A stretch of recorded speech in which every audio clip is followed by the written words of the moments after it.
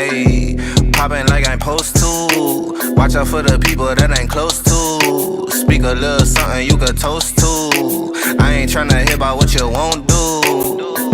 Moving like I'm into. Hit the ground running like the rent do. Speak a little something that you're into. I ain't tryna hear about what you been through. Like hold up, say what's the hold up. I got the pack, who got the roll up? I'm tryna pull up. It seem like every time I show up, it gotta go up. See the drip, they see the glow up. Oh, now they know us. See, it's funny how my pockets out of shape, but I fit for the flex. Clear the phone call, hit my chick with a text. Parlay through the bird with my drip from the jets. Save a couple hundred by your with the rest. I prefer my reefer with Henny and Coke. Please don't be stingy, got plenty to smoke. Show up and act up and back to the crib. I do not stun, I just rap what I live. Seem like they doing the most for the clout. Did what I said so they know what I'm about. Show up and act up and back to the crib. I do not stun, I just rap what I live. Ayy, winning like I ought to. I ain't wanna do it, but I got to. Smoking what my doctor told me not to. Got these wishing they was hot too. Ballin' like I need to. Got my exes wishing for a redo. Smell the marijuana when I speed through. Hit her with a tip, that's a preview. Hold up, wait up, get your weight up. Shit, get your money, not your hater. Boy, draw a play up. I flip my wrist, a layup. She wanna lay up. I gotta get it, I'ma stay up. I'm all the way up. I got my pay up. I ain't playing with you. I'm a coach now. Commentating do the most now. I be somewhere booted with my toes down. Made little baby tooted with her nose down. I prefer my reefer with Henny and Coke. Please don't be stingy, got plenty to smoke. Show up and act up and back to the crib. I do not stun, I just rap what I live. Seem like they doing the most for the clout. Did what I said so they know what I'm about. Show up and act up and back to the crib. I do not stun, I just rap what I live.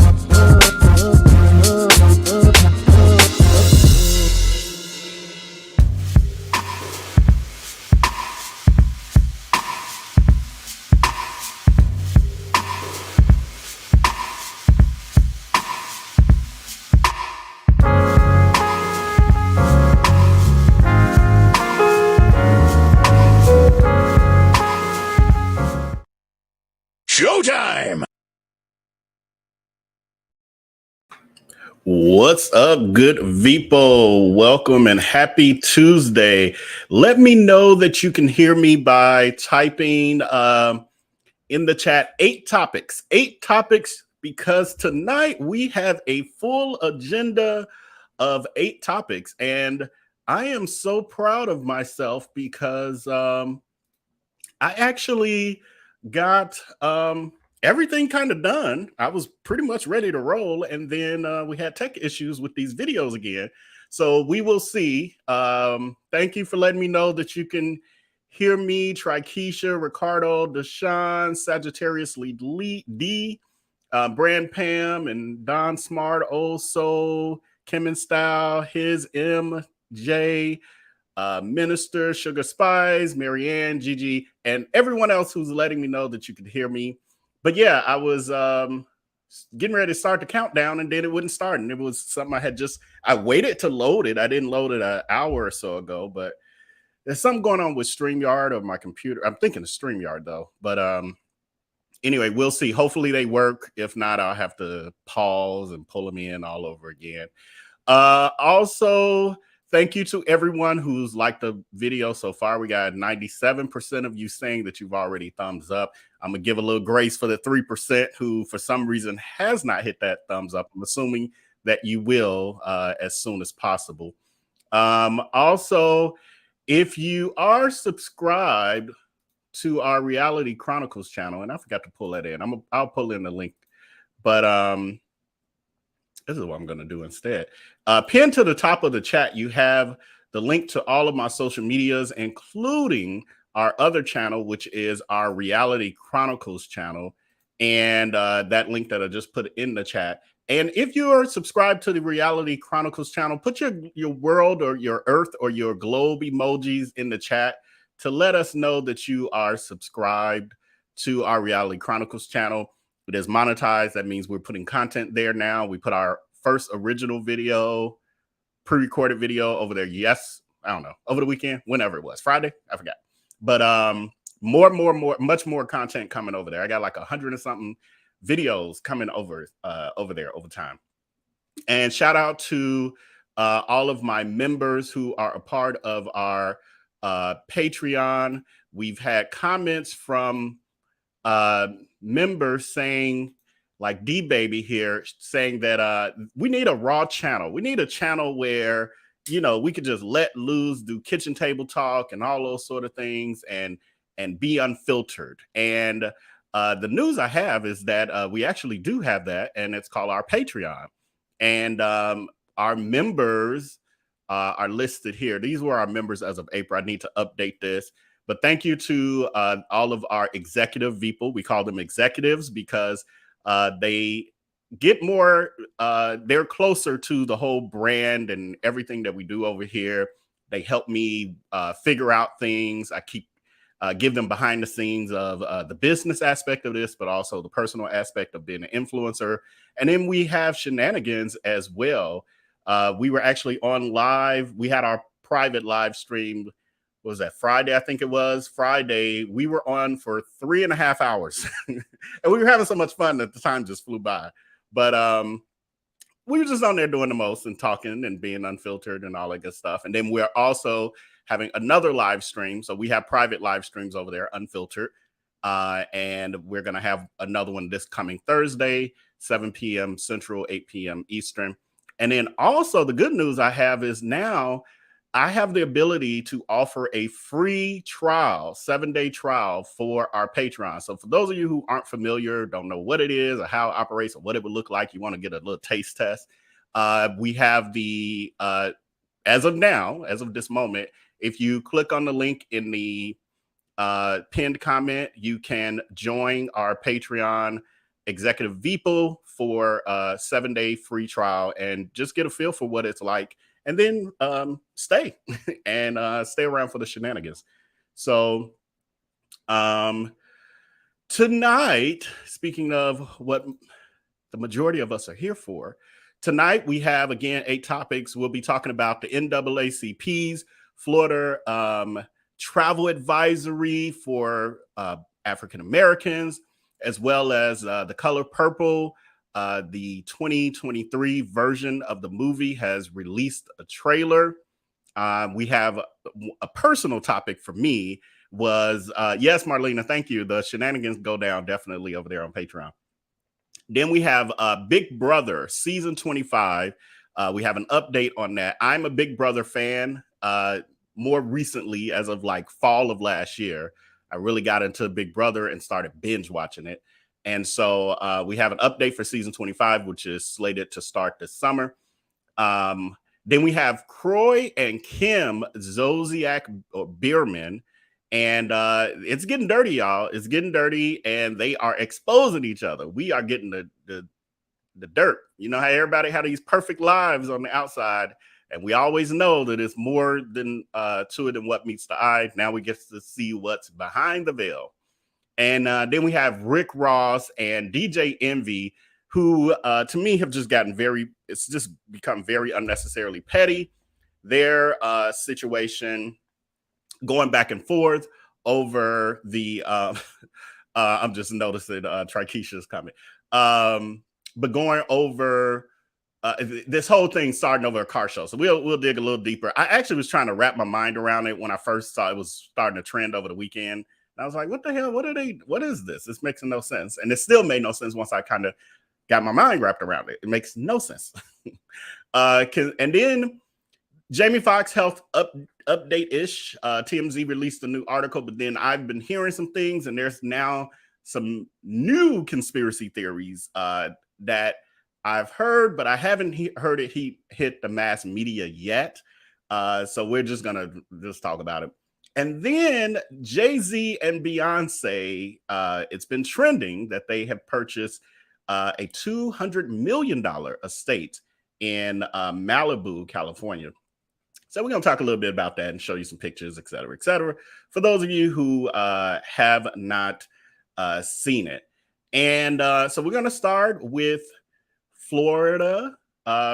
We have the NAACP hopes that travelers educate themselves on what is happening, and if they do come to Florida, join them in raising their voices against the troubling developments impacting our Black, LGBTQ plus and immigrant communities.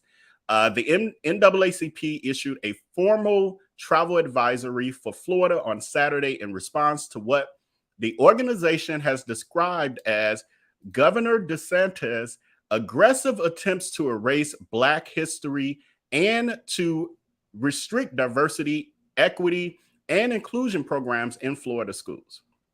We know they've been working on that for quite a while to, finally we had access with the internet and technology and all of that. They couldn't hide all of our accomplishments as Black people. Like even me, I'm learning, and I really want to work on in February of next year, I'm really going to work on having a whole series of like breaking down Black history and some of the inventions. And because I've been learning so much, even more recently, about some of the most basic inventions that we have, like our HVAC system, our heating and ventilation and air conditioning systems in our homes was patented and designed by a Black lady.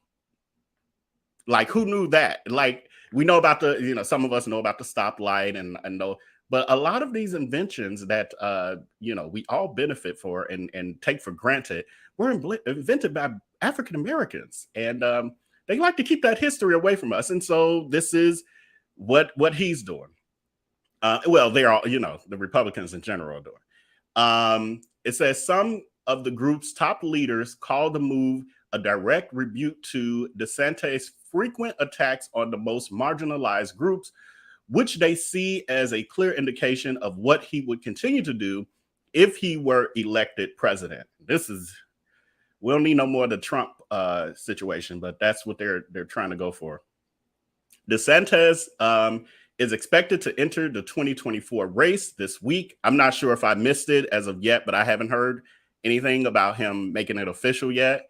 Says the NAACP, and let me know in the chat if I've just missed it. NAACP President and CEO Derek Johnson said, under the leadership of Governor DeSantis, the state of Florida has become hostile to Black Americans and in direct conflict with the Democrats' ideal that our union was founded upon.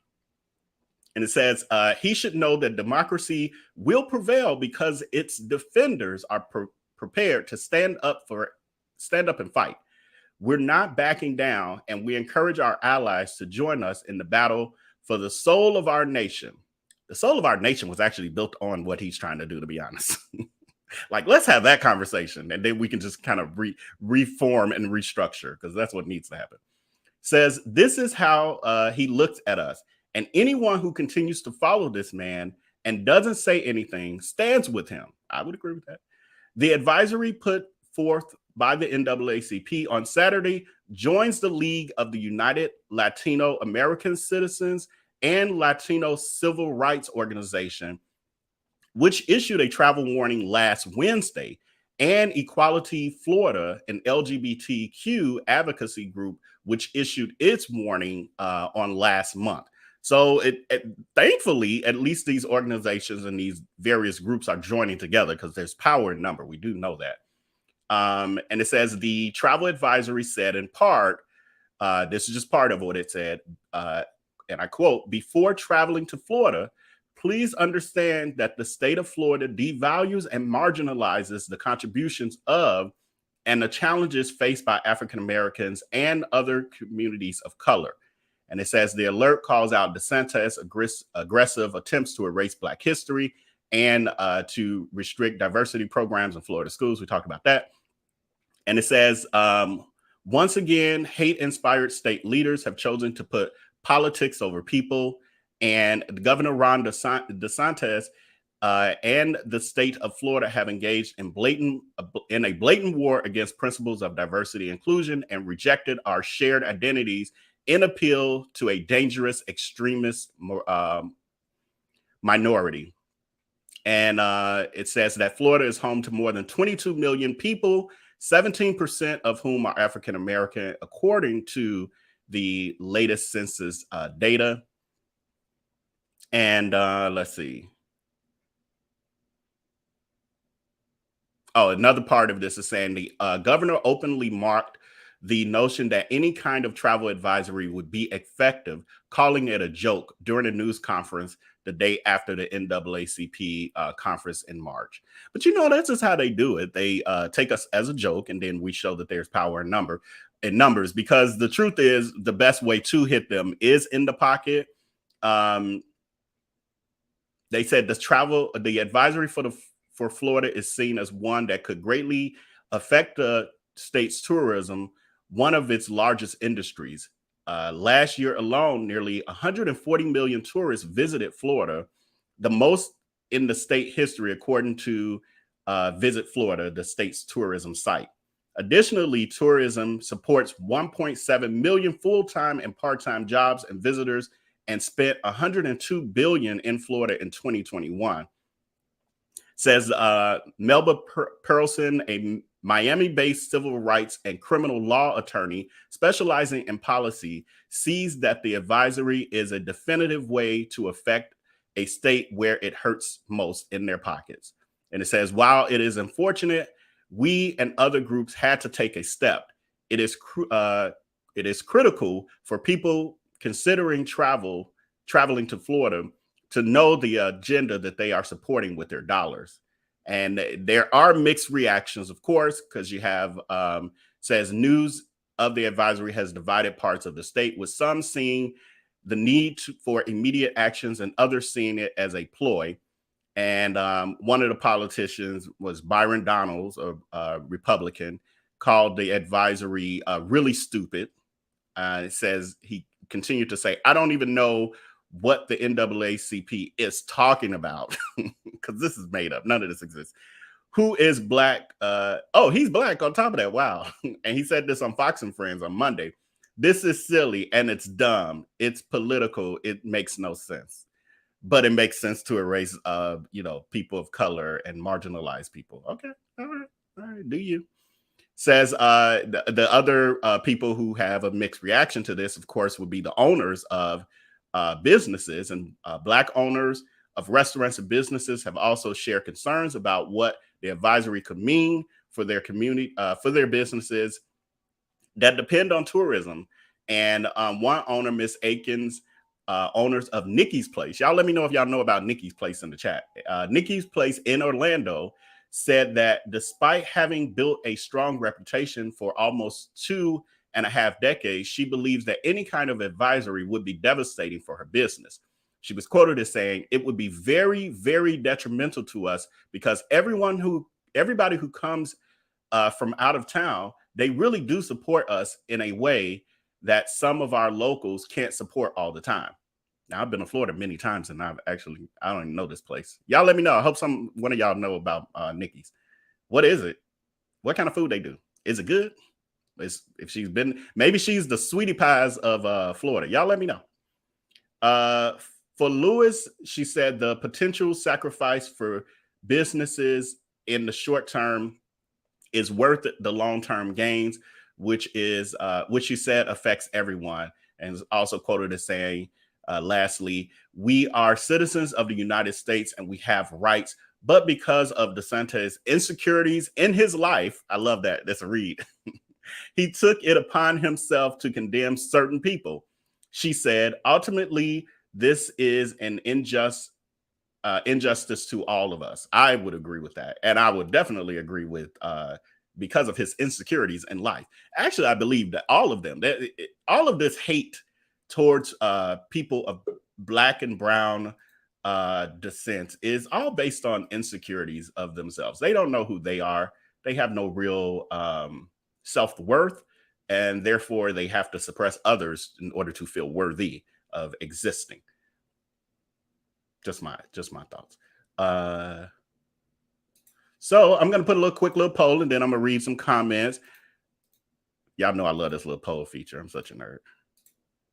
Let me know, will you pause on visiting Florida in protest if you don't already live there?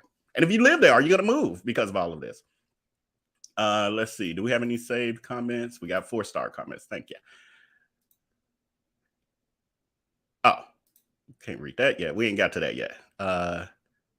Yeah, this man is crazy, and it's crazier that he has supporters. Yeah, it's Donald Trump. I mean, we can go, the list can go on and on about people who are flying monkeys and follow these people who are, that ish crazy.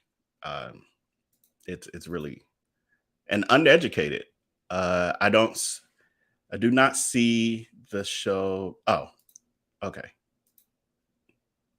Byron from Florida has been banned from the family reunion.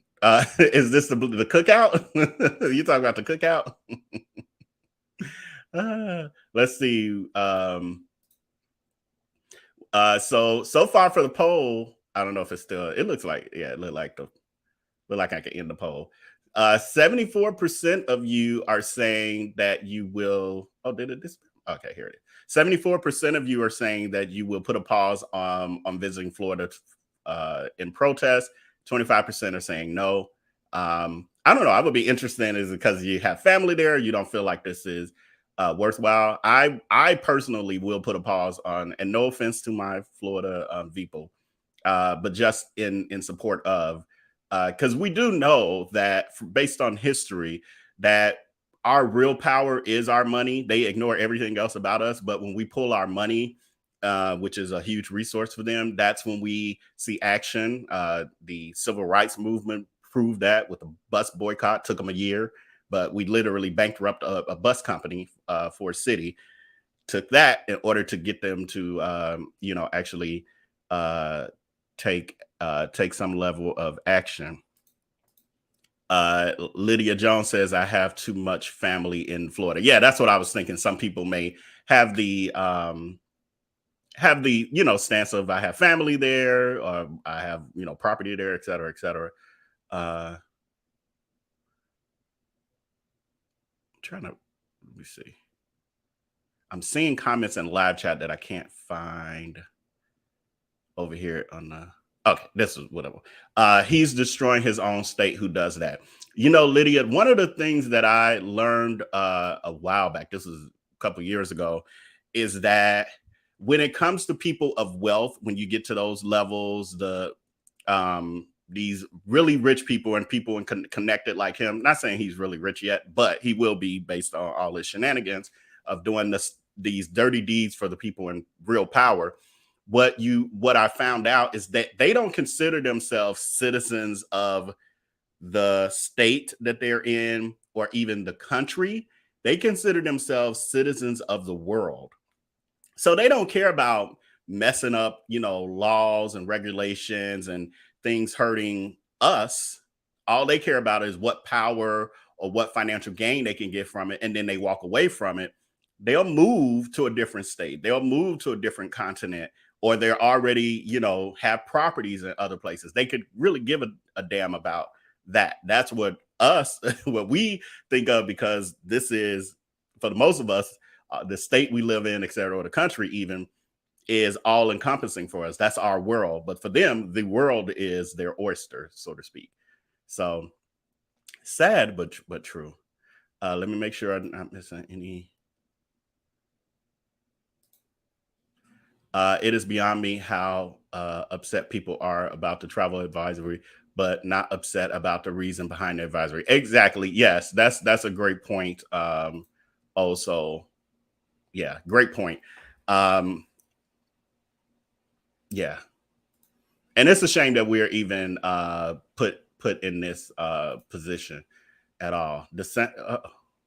DeSantis wears kitten heel boots. That's his first time. Is he little? Is he short? Is he like the height of Prince? Now I haven't paid zero attention to him. Like, I know of him. I've heard his name. Haven't followed his politics. Now I will, because it's on my radar. I mean, I've heard things, but is he a little man? Is he like Prince? Just he wears the boots. I see I guess I'm assuming that's his wife in the background. She looks very tiny. So, and now looking at the perspective, he looked like he ain't that much bigger than her. That's funny though. Right. Short man complex. Okay. So that takes us to our next topic, which is, I was going to say a little lighter, but the truth is the story behind this is one of oppression, etc. And that's The Color Purple, which is actually one of my all-time favorite movies. It came out in, what was it, like 85, 86, something like that. I have literally watched The Color Purple. This is back in the day. I'm aging myself. But I watched The Color Purple well over 50 to 100 times growing up as a kid, because I used to just, during the summer months, should have known I was gay. I would sit there during the summer months. I wouldn't be outside playing and stuff. I would be inside just watching The Color Purple on repeat. So to hear that, I did hear years ago that they were possibly working on a remake, and I was very interested. I was very much so like, I can't wait for it to happen. But it's been some years. It's been some years. But it is official now. And I don't know if I missed or just don't remember hearing that they were actually filming it. I don't know if they kept that really quiet or what. But I actually was watching Fantasia and why am I forgetting her name? Taraji P. Henson. They were on the new comedy show. It's a skit, like a prank show with Nick Cannon and the other comedian, the little guy. Now I'm forgetting his name. I'm not really forgetting his name. Oh, it came out in 1985. Thank you so much, Marnita. But anyway, they have a prank show, and Kevin Hart and Nick Cannon have a prank show. And I was watching, I think it was the first episode, and it was Taraji and Fantasia in it. And they like are really close friends, and they talked about how they have met each other through a project they worked on. Now I think it was The Color Purple, because obviously based on the characters they had to play, they were, had a lot of scenes together. But they're very, very good friends. And Taraji pranked Fantasia. Fantasia pranked her. It was a really funny episode that I meant to put in our Facebook group. I had to remember to do that for those of you who haven't seen it, because it's on YouTube. But anyway, yesterday there was a mass social media release. It was trending like literally within the first hour of the trailer being released. And we had Oprah. Let's see if this clip will work. If not, I got to take my time, pull it in. Y'all know how it is. It ain't working, y'all. Wait, let's just make sure. Nope, I got to pull it in again. What is happening? We're getting ready to shoot a cover for Esther Smith. Hey. Yes. And so I have something I want to show you all. Okay. All right. Yes. Because the world is about to see it, and I think you should see it before the world sees it. Okay. Okay. Hit play. Today, our teacher taught us about a place called Africa. She said our mamas come from Queens over there. That means that we, royalty.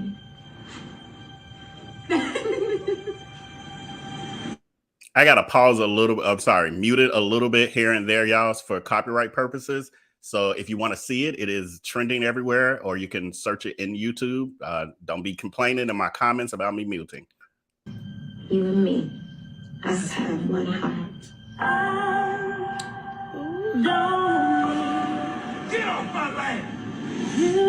I write you every day. Oh, that's one of my scenes right there.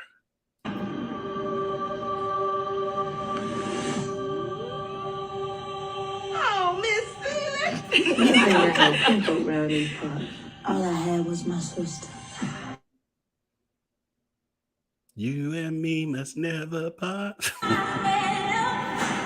Yeah. I caught myself trying to mute when she really singing.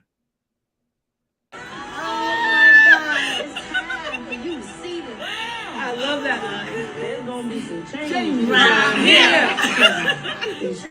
That's one of my favorite scenes too, when she comes home for Christmas. Miss Seeley. Sweet. Love it. Go.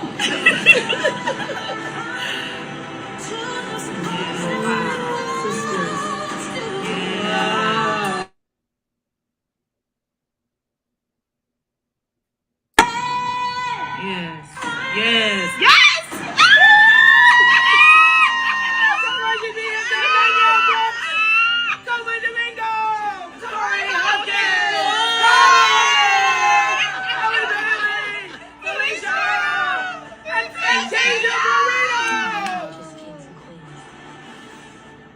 We are at the center of the universe. Yes, we are.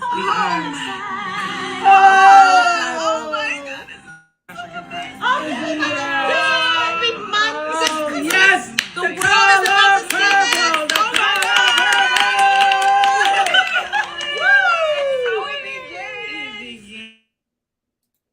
So yeah, that's the trailer, and that was Oprah with some of the cast. She said they were filming for doing a photo shoot for, I think she said Essence, if I'm not mistaken. And she posted that on her social medias.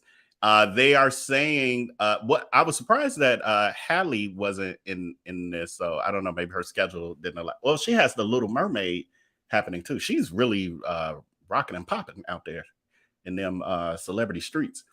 But they're saying that this version of the movie will be based on more on the play. So it's more of a musical and based on the play than the original version. There's also, I got a little, I don't know how known it is, but they're also saying that this version will not be so subtle with the relationship between Celie and Shug Avery, that there will actually be intimacy shown, some whoopee being made, not the Whoopi Goldberg, but the act of whooping will be between them two. I don't need to see that part. Don't ruin the movie for y'all leave that on out. Let's be subtle like the 1985 version. It's like, I don't need to see that. But especially when it's like Fantasia and Taraji, I don't want to see that at all. So I'll probably be doing this. But yeah, so the cast, we have Fantasia Barrino as Celie. We have Taraji as Shug Avery. We have Danielle Brooks from Orange is the New Black. She's done a lot since then too. But Danielle Brooks, she's Sophia, Miss Sophia. We have her, who's a musical artist, for those of you who don't know. And I love her music. I always wondered, like, her moniker was wearing glasses all the time, so you could never see her eyes. So I didn't know if she was doing like a music soul child thing, like she had something happening behind them glasses. But that was just her style or whatever, obviously. But she's Squeak, and I don't remember a character Squeak off the top of my head. I haven't seen the movie in a couple years probably now, but I don't remember a character named Squeak off the top of my head. So y'all let me know in the chat if y'all remember a Squeak. And then Felicia Pearl, she plays the young Celie, and Fantasia plays Celie when she gets older. And then we got Coleman Domingo. He's Mr. We hated Mr. in that movie. And loved it when at the end, the later years, he was just suffering without Celie, just suffering. Loved it.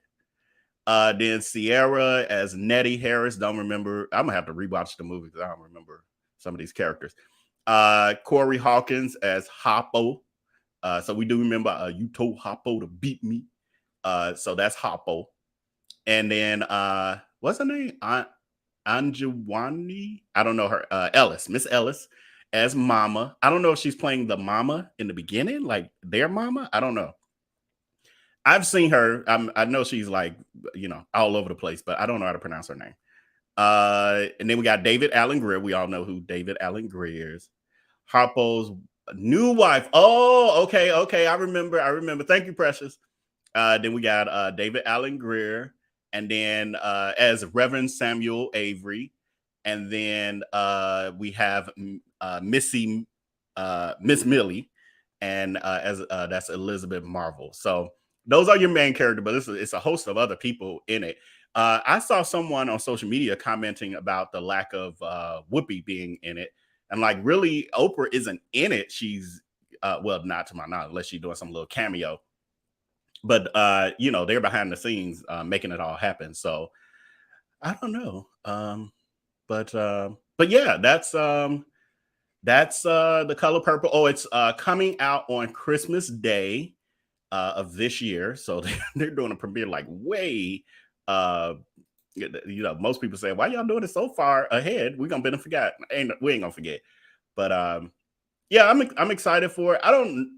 Depends on what's happening around Christmas and my mood and all that other good stuff, like whether or not I'll be running to the theater on Christmas Day to see it. But I actually went to see Whitney's movie biopic on Christmas Day. So maybe, who knows? But I will see it no matter what, whether I wait for it to come to Paramount or something. But yes, Vel did say whooping. this YouTube. We don't talk like we talk over there on Patreon. So we have, I asked the question in the poll, have you seen the original version of The Color Purple? 98% said yes, 1% said no. The 1%, I'm going to assume that you're a Gen Z or something. Maybe that's why you haven't seen it. That was pretty much it. Oh, let me see comments. I'm like, I feel like it was something I need to do before I move on. Oh, we got a lot of comments on that. Let's see. Right. You told Hoppo to beat me. Then we have Trikisha. I'm definitely going to see the remake. Yeah, I'm into it. I'm all into it. One of my friends, because it's so funny, it's already getting like a lot of buzz because I have a friend text group and we were texting about it. And one of my friends was saying that he felt like it was too soon. And then my other friend, before I could even respond, my other friend was like, it's been like 30 years. Like, how much longer you gotta wait? And my response was, I was gonna say that, but in addition, I'm like, there's a whole generation at this point, like almost 2 generations, who probably have no idea about this movie and have never seen it. So I think the time is fine. And they've had a play and it's based, they're saying, more on the play. So well, I want to see the spin because I did not see the play, and I did want to. I just never prioritized going to see the play, and I don't know why I didn't, but I did want to see it. I just never did. Brand Pam, I like when the little say, she's my mommy. I don't know. I'm my comprehension sometimes with some of these the nuances of the comments, I'd be off. Foodie Girl says, I remember when it came out in 1985. I was 7 and I still remember seeing it in the movie theater. Yeah, I'm not sure. I don't think I saw it at the movie theater. I definitely had a VHS tape that I remember, and I wore it out.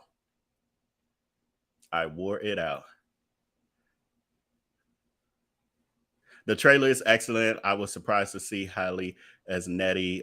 She's going to have an incredible 2023. It looks like it. Like she is really doing the thing. Now I don't know if she's still actively dating the YouTuber rapper guy.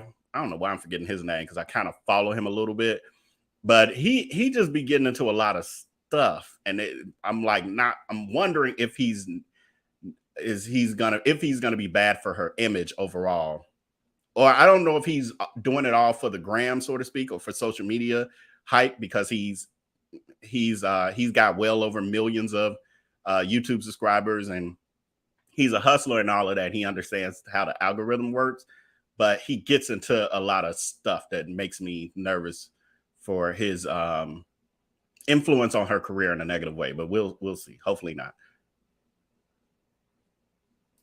Says, LOL, funny you should say that. My son used to do that and he's gay.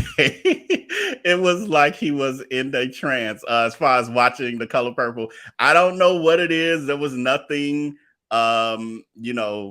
gay about it necessarily. I don't know if it's the emotions of it or something, but The Color Purple, I watched it incessantly. And I think it was, for one, I like period pieces. So I'll say that, like, has nothing to do with any of that. I like watching movies that are about things that happened in the, early 1900s, 1800s, the history, slavery, things like that. I like history. So I think it was a little bit of that. And then I think because the storyline, it was just so much to it. It was so many characters and so many undertones of other stories. So it just wasn't one character, one story or two. It was a lot of interesting. It was like having multiple movies within a movie, or different episodes within a series put together. So yeah, I think the movie was 2 hours. Wasn't that near 2 hours? All my life I had to fight. Right. My favorite color. My favorite color purple scene. It's gonna rain on your head. Right. Oh, Lil Suge gave repeat. Squeak got punched out by Sophia in the juke joint. Yes, I remember that too. Yes. Now I remember Squeak. I didn't remember it Marnie is saying The Color Purple was very controversial in 1985. The NAACP was outraged by the movie. I missed that. Like, I was younger too. I was a kid, so I don't.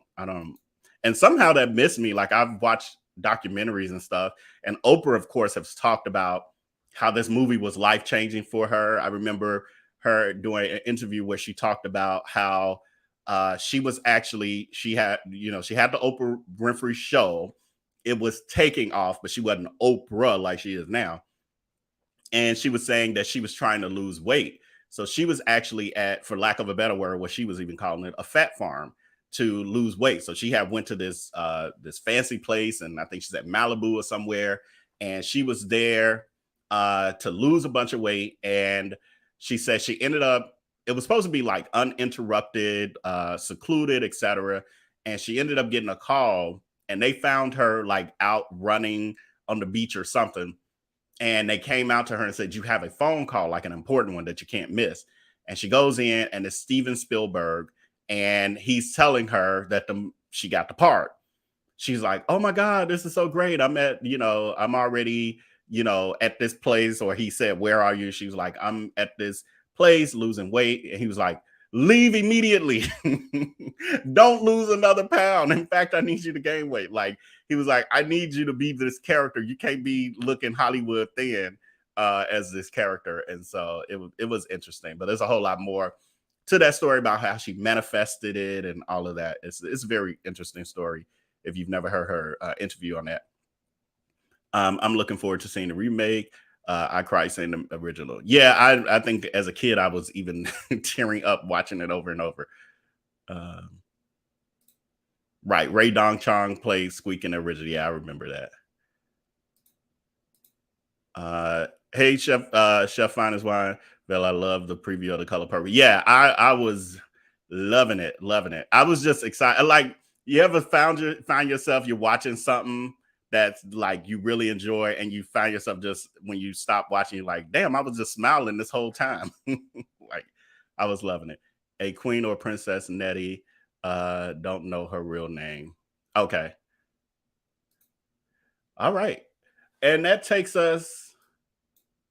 I'm going slow today, I guess, because we got so many topics. The topics are so in depth. Our next topic is did I skip? Hold on. I think I skipped. Yes, I did. Thank God I caught that. This is why it's great when my stuff is organized, because had this not been organized down here, I would have skipped it and not known. But another poll I'm going to put out here real quick is this is my guilty pleasure currently, and that is watching Big Brother. I have been watching it. I've been binge watching it literally since September. I started at season 1 and have been watching it all the way through. And yeah, I've shared in some of my social media platforms, like, you know, talking about it, that I started as of November of last year. Like, I got sick. I had something that had me down like for a couple of days, and I was laying in the bed, which I don't really watch TV from the bed like that, but because I wasn't feeling well, I had no choice. So I was like, well, let me just find something to let it play while you know how like you're sick and you're kind of going in and out of sleep. And I just I went to Paramount Plus and was like, whatever. Saw Big Brother. I was like, forget it. This is something that could probably just play. Let it play, and it caught my attention. And the next thing you know, I was addicted. And that was at season 1. I am now at season 17. I've watched them all the way through, haven't missed an episode. So anyway, they are saying that this next season of Big Brother, which will be season 25, so I'm not far away from catching up to where it currently is, says it will be delayed this summer. And it says the move is a signal that in the move that could signal protection against the prolonged writer strike, CBS is moving the summer guilty pleasure back a month. So usually it starts, for those, I'm noticing quite a few you don't watch it, only like we're looking at like 24% watch it. But for those of you who don't watch it, it's a summer guilty pleasure. These people move into a house for 90 days, and they manipulate each other and play mind games. They have challenges, physical challenges, endurance challenges, mental challenges that they play, competition. They become head of household. The head of household get to vote for people to be eliminated. Then the house members who get to vote on who to send out. It's great. It's so, if you like competition shows, this is probably one of the ultimate competition shows. It has it all. And you watch people become friends, and then they not friends, and they have to backstab each other and manipulate. And the last person standing wins $500,000. Second place wins $50,000. I don't know if they changed it since, but that from the episodes I've been seeing. But like they said, the motto is with Big Brother is always expect the unexpected. And there are 2 surprises in the network summer 2023 schedule for the competition series, hosted by Julie Chan Moonves. So she's married to the head of CBS. And she's been with the show since the beginning. So she's almost like the mascot of the show. So they said the late start might indicate that the network is planning to air the season well into the fall as a protection against the ongoing writer strike. While CBS notes that the schedule for season 25 of Big Brother includes episodes airing on Sundays, Wednesdays, and Thursdays between 8 and 9 Eastern. And it says the Wednesday installment would conflict with the recently announced Wednesday fallback featuring extended 90-minute episodes of Survivor and The Amazing Race, which my plan is, after I'm done with Big Brother, I used to watch both Survivor and Amazing Race. Those were also 2 series that I fell off, maybe season 2 or 3. Same thing with Big Brother. I watched it maybe the first or second season and then fell off completely for years, as you can see. Says the next season of Survivor and Amazing Race have already been completed and will presumably launch in mid or late September, but CBS could always switch Big Brother to other nights in the fall, thereby filling holes created by the potential absence of scripted programming. Says several Big Brother luminaries have lobbied for shorter length seasons. If the writer's strikes get settled sooner rather than later, it's always possible that CBS could pivot and air an abbreviated installment that would return champions like Rachel Riley, Dan Giesling, and Will Kirby, who might not sign on for a longer stay back at the house. So these are other people, contestants who have won. Did Rachel win? I can't remember if Rachel won now. But anyway, they're saying that they could substitute to fill in the gap with a shorter version with the All-Stars, basically. And they've done that before. Says, either way, we will see some of the former Big Brother players back on this CBS summer, as the network also announced the return of the Challenge USA. I think I've heard of that show, but I've never watched it. And it says on August 10th, it says featuring contestants from Survivor, Big Brother, and Amazing Race. The Challenge USA will air on Thursdays and Sundays for its first 3 weeks before settling into its regular Thursday slot. It remains to be seen if Survivor players will once again be obliterated by the competition. So with the poll, we got 31% of y'all who watch it and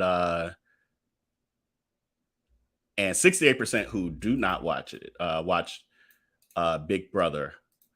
And then I'm gonna read some comments. I guess I'll gloss over this. I ain't gonna spend too much time. I want the numbers to drop. We're like, I don't want to hear about this show. Nobody watches but y'all. Don Smart is saying, do you watch did I send that poll? Hold on, y'all. Hold on.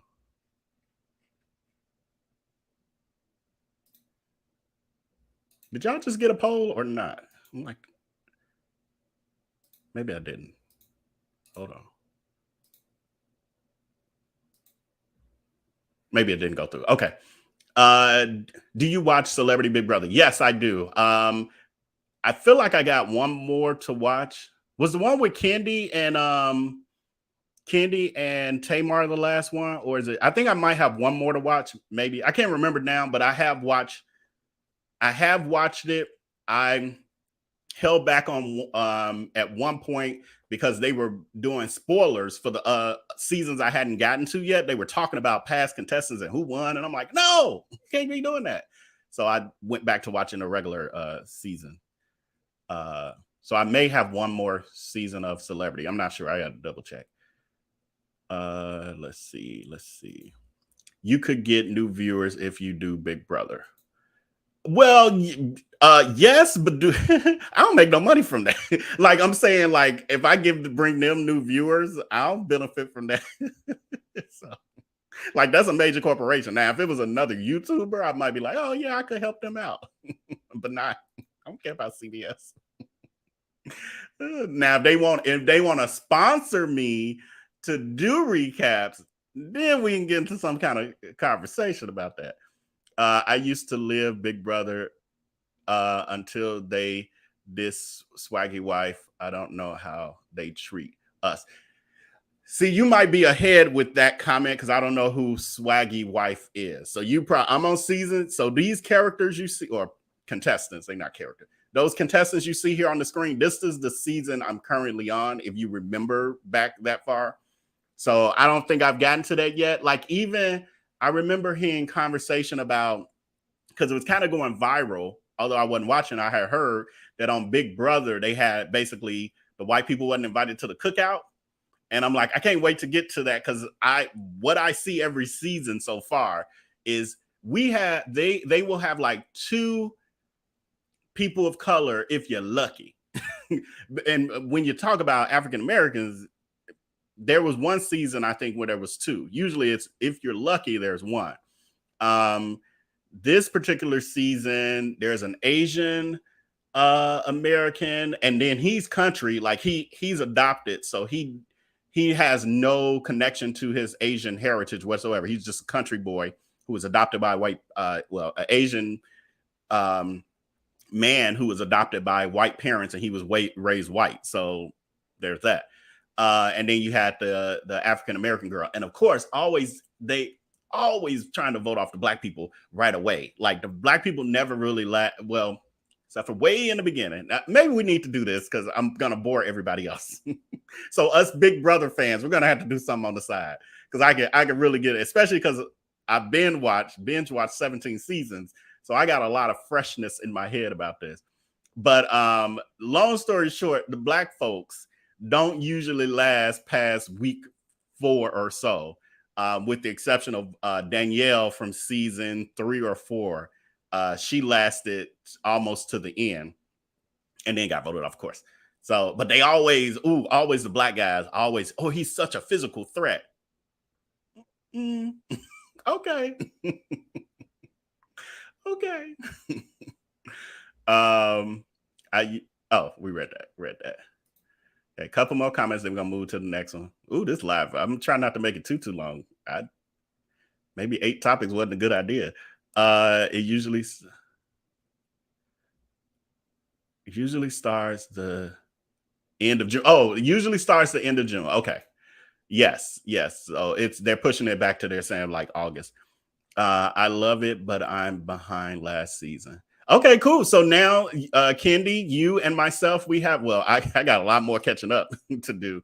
But you got some time to catch up now to be, and what I plan to do, no matter where I'm at in my binge watching, I'm going to just jump to the live season and keep going from there. Yeah, that's how I was too in the beginning, Deshaun. I only watched like 2 seasons. Yeah, in the very beginning, and I hadn't watched since we had TiVo. I don't know if any of y'all remembered having TiVo. Like I had it back in my TiVo days. I had like, I don't know, I forgot what satellite company I had, but I had like a TiVo machine and a Dish Network. No, Dish TV. I think it was Dish. No, it wasn't Dish. There was another one. There was another satellite company out there. That was DirecTV. I had DirecTV, and yeah, and I had a TiVo. That was the last time I ever watched them. That was a long time ago, early 2000s. Are you going to do recaps? Please do. Okay, Foodie Girl. I think I put that in the poll, didn't I? Would you be interested in Big Brother 25 recap? So we got 45% yes and 55%. That's really close. That's close enough that I can consider doing that for sure. For sure. And we'll just have we'll gain some new people probably who are interested, who don't know about us yet. Nosy Jonesy says the real mess is on the live feeds. They used to stream it on Showtime overnight. Yeah, and I've been seeing that even with me watching the old episodes, they still have those sort of advertisements in there. So I've heard about people who watch the live streams. I think I did back in the day for a minute, and they were kind of boring. It wasn't much happening. So we'll see. Maybe we'll see how deep I get. I don't want to get too deep down the rabbit hole. Marnie, I'm a huge fan of Sweetie Pies, and you were recommended to me by YouTube. Oh, okay. Yeah, YouTube has done very well by me when it comes to Sweetie Pies and everything Sweetie Pies related. And as I say and will never stop saying, this is the house that Sweetie Pies built, or channel that Sweetie Pies built for sure. Can't take that from them. Even prior to the unfortunate situation with Tim, the criminal, taking the life of Andre, because I actually did my first video before that even happened on them. It was about the fight between Miss Robbie, Janae, and Tim. Miss Robbie was Janae and Tim got into it, and then Miss Robbie jumped into it. That was the first video I ever did, and then literally almost 30 days later is when the ish hit the fan with all the rest of it. Yeah, it looked like the vote is pretty close with the recap, so we might do that. Okay, so moving on to our next topic. I'm gonna have to speed it up a little bit. Kim and Kroy Biermann. This is getting good, y'all. They need now. they should get a renewal of their season for this, for this alone. This is what I want to see. I stopped watching their tardy, what was it? Tardy for the Party or whatever the show was called. I stopped watching that probably season 2 or so. This would make me a fan all over again. I'm a fan of the drama. So it says, Kroy Biermann claims ex Kim Zolciak has a gambling problem, which affects her ability to parent their children, and wants her to submit to a psychiatric evaluation amidst a nasty divorce battle. It says, Kroy claims that his estranged wife, Kim, has an online gambling problem, which has devastated their family financially, according to new legal documents obtained by TMZ. And what I will say, giving a shout out to my friend Chronicle Speaks. She did a video I caught literally right before I was putting the last touches for us to go live. She did a breakdown of the bank statements that were submitted by Kroy, showing like court documents showing that Kim spending, and it is ridiculous. So definitely go check out Chronicle Speaks breakdown, because it's crazy, y'all. It's crazy. It's crazy. Just for example, but for what off the top of my head, they had over $100,000 in the bank in this particular account that they were showing the documents for. By the time the month was over, Kim had spent all the money, and Troy only had $700 left, and then had overdraft. So I think the following month ended up with overdrafts and went into the negative. Thank you, Precious. $770 left out of over. Do you remember the total amount? Anybody, Precious or anybody? Over $100 and something thousand just from her gambling and all of her other random expenses had brought it down to $770 in 1 month. Ridiculous. But we all said $124,000. Thanks, Precious. So out of $124,000, she has spent all of it except for $770. And it was like a bunch of online gambling transactions and stuff. Are we surprised? Are we surprised? Because we knew that the financial issues they were exhibiting was definitely more on her than him. Because you could see her carelessness in her spending literally from the first episode of The Real Housewives of Atlanta back in the early 2000s. The premiere episode showed her reckless spending. It says the pair separately filed for divorce almost 2 weeks ago, with the split quickly turning ugly as they are both asking for sole physical custody of their children, with Kroy being 37, asking for sole legal custody as well. Says the latest twist in the divorce battle has seen Kroy claim that Kim, who's 44, has shown some very troubling behavior. We've seen that. She's been showing that. Allegedly, she admitted to him that she has spent a lot of time and money on online gambling, which is a compulsion of hers. Kroy claims that Kim, and I say Troy by accident sometimes because I'm just used to saying Troy over Kroy. So no need to correct me. I'll correct myself.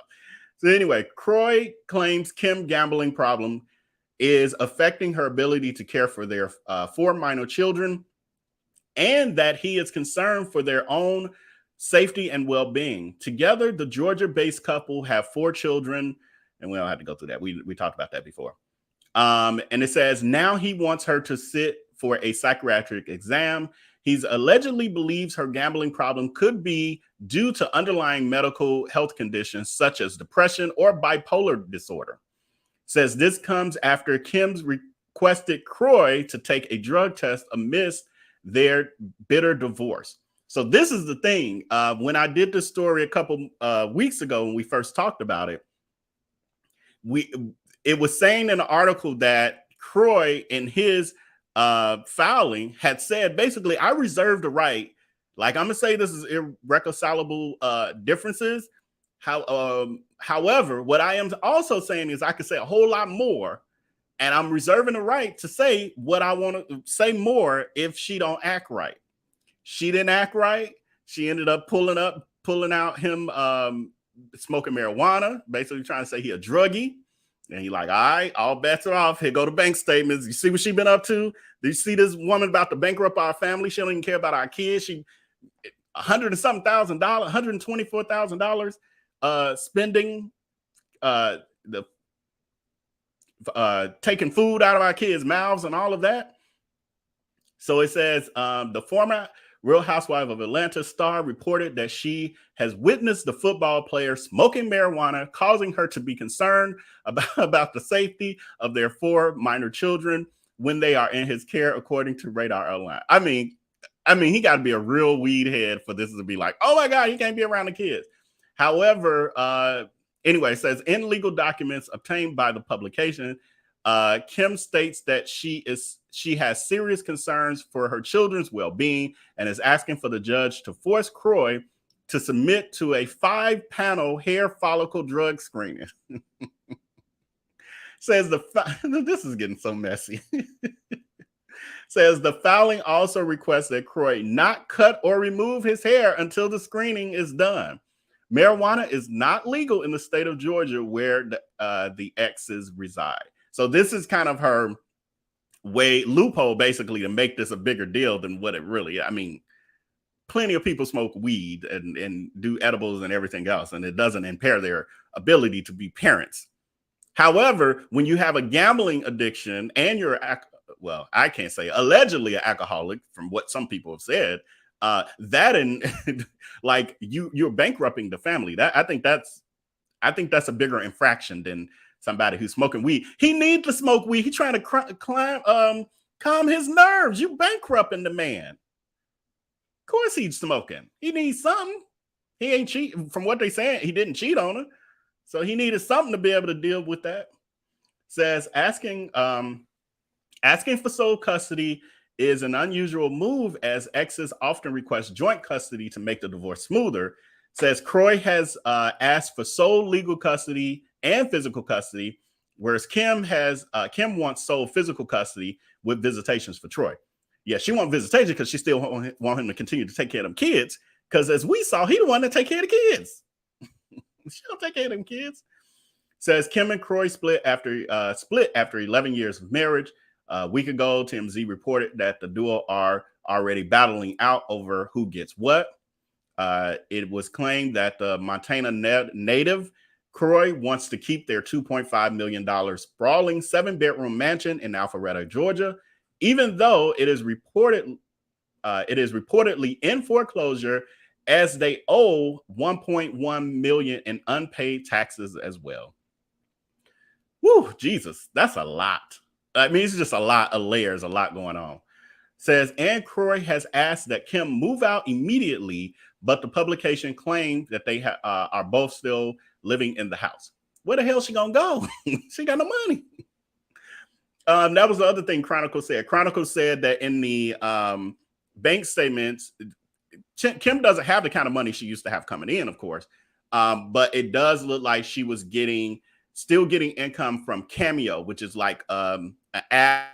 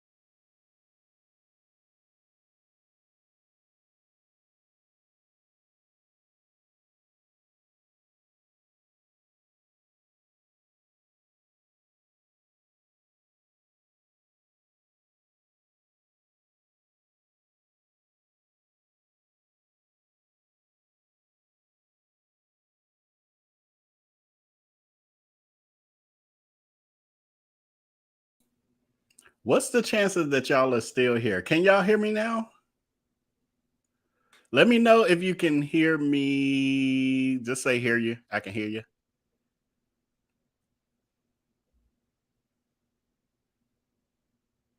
Precious is saying yes. Doesn't mean you can hear me. I'm back. I think I'm back. Yay, look.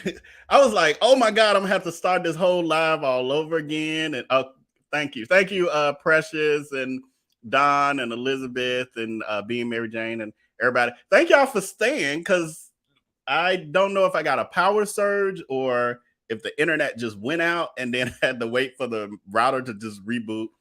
And it's way better than I thought, because I was like, Lord Jesus, I'm gonna have to start this thing all over again. Okay, so I just sat here waiting, and I was about to text y'all. And this is why it's good to be a part of the VIP text community and all of that, because I was about to send a message, and I'll just put this in the chat. So,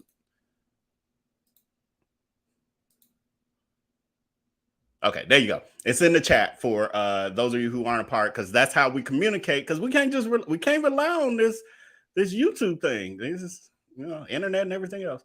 Anyway, I forgot where I left off. Let's see. I'm gonna just. Okay, I think I. Okay, so I was talking about that. They're saying that Kroy has asked Kim to move out, and but yet he wanted her to immediately move out of the house, and I would too. She obviously she's bankrupting y'all. She ain't paying no bills, and however, she is still in the house. And it says an insider with exclusive knowledge of the situation has revealed that the root of the breakup was and the breakdown of the relationship began with their financial struggles, which I think is no surprise to any of us. Says, which Kim blames Kroy for, despite allowing him to take control of much of their finances over the years. Says Kroy did, and this is a quote from the person. They said Kroy did everything for Kim. Kroy did everything for Kim. The sources explain he was her manager, her assistant, and her husband. She leaned on him for so many years and relied on him for everything. She also took him for granted, and she blamed him when their financial situation went to hell. In the wake of the divorce announcement, it was alleged that Kim and Kroy owe $1.1 million in unpaid taxes, a debt that has piled up after they reportedly failed to pay the IRS in 2013, 2017, and 2018. And it says TMZ earlier claimed that Kroy asked in his divorce petition that Kim must maintain all financial documents, including all income tax records, expense records, and more, said the site. Her paperwork said the marriage is irretrievably broken with no hope of reconciling. And the outlet noted that she is requesting spousal support for her and her maiden name to be restored legally. So she just, now it won't be Kim's Zolciak Biermann, it'll just be Kim Zolciak. And apparently the split has been in the works for a while. And they're saying that Kim had been planning to split from Kroy for a long time and did not tell anyone, not even family or friends. The money has been a huge issue, and the $1 million tax payment was just way too much pressure on them, the source said, adding that there is no cheating on either side. The money has a lot to do with their split, but there were other factors. He's managing the family for a long time, and he technically did have a job. They're not on good terms right now. So, I mean, they're both obviously to blame on many levels with this. It's clear that Kim put him in charge of the finances, I guess, on some level, but she had reckless spending habits, and they also were not, he wasn't bringing in his own major level of income, and she was spending as if, money was just growing in the backyard on trees. So, and it looks like he wasn't the best money manager, but also wasn't able to reel her in. So there's that. Let's see. Says Kim probably wouldn't agree to be filmed with all this camera. Oh, she definitely would not, because she was getting online as recently as just a few weeks before the voice announcement, acting like everything is good. Her house is, there's no issues with her house. She's not going to lose her house, all these sort of, things. She is definitely all into the aesthetics of everything. She could care less about actually living the way that she should be and for the betterment of her family. But we saw that. I mean, none of this is a surprise. Those bank statements showing the gambling shows Kim is addicted. Yeah, absolutely. I totally agree with that. Kim was trying to gamble off the kid. Oh yeah, with was it who's the, oh my God, I hate when I'm so bad with names, and I know who I'm thinking of. But the singer who, she was like, who would my daughter have to do something with to get tickets to your show or something? The singer, man, why am I forgetting his name? I'm so bad. But yes, definitely. I heard she spent $7,000 on a wig and threw it away after 2 weeks. Ridiculous. Yeah, I heard that too, that she would buy her wig, spend thousands of dollars on them, and only wear them, a couple times and throw them away. Ridiculous.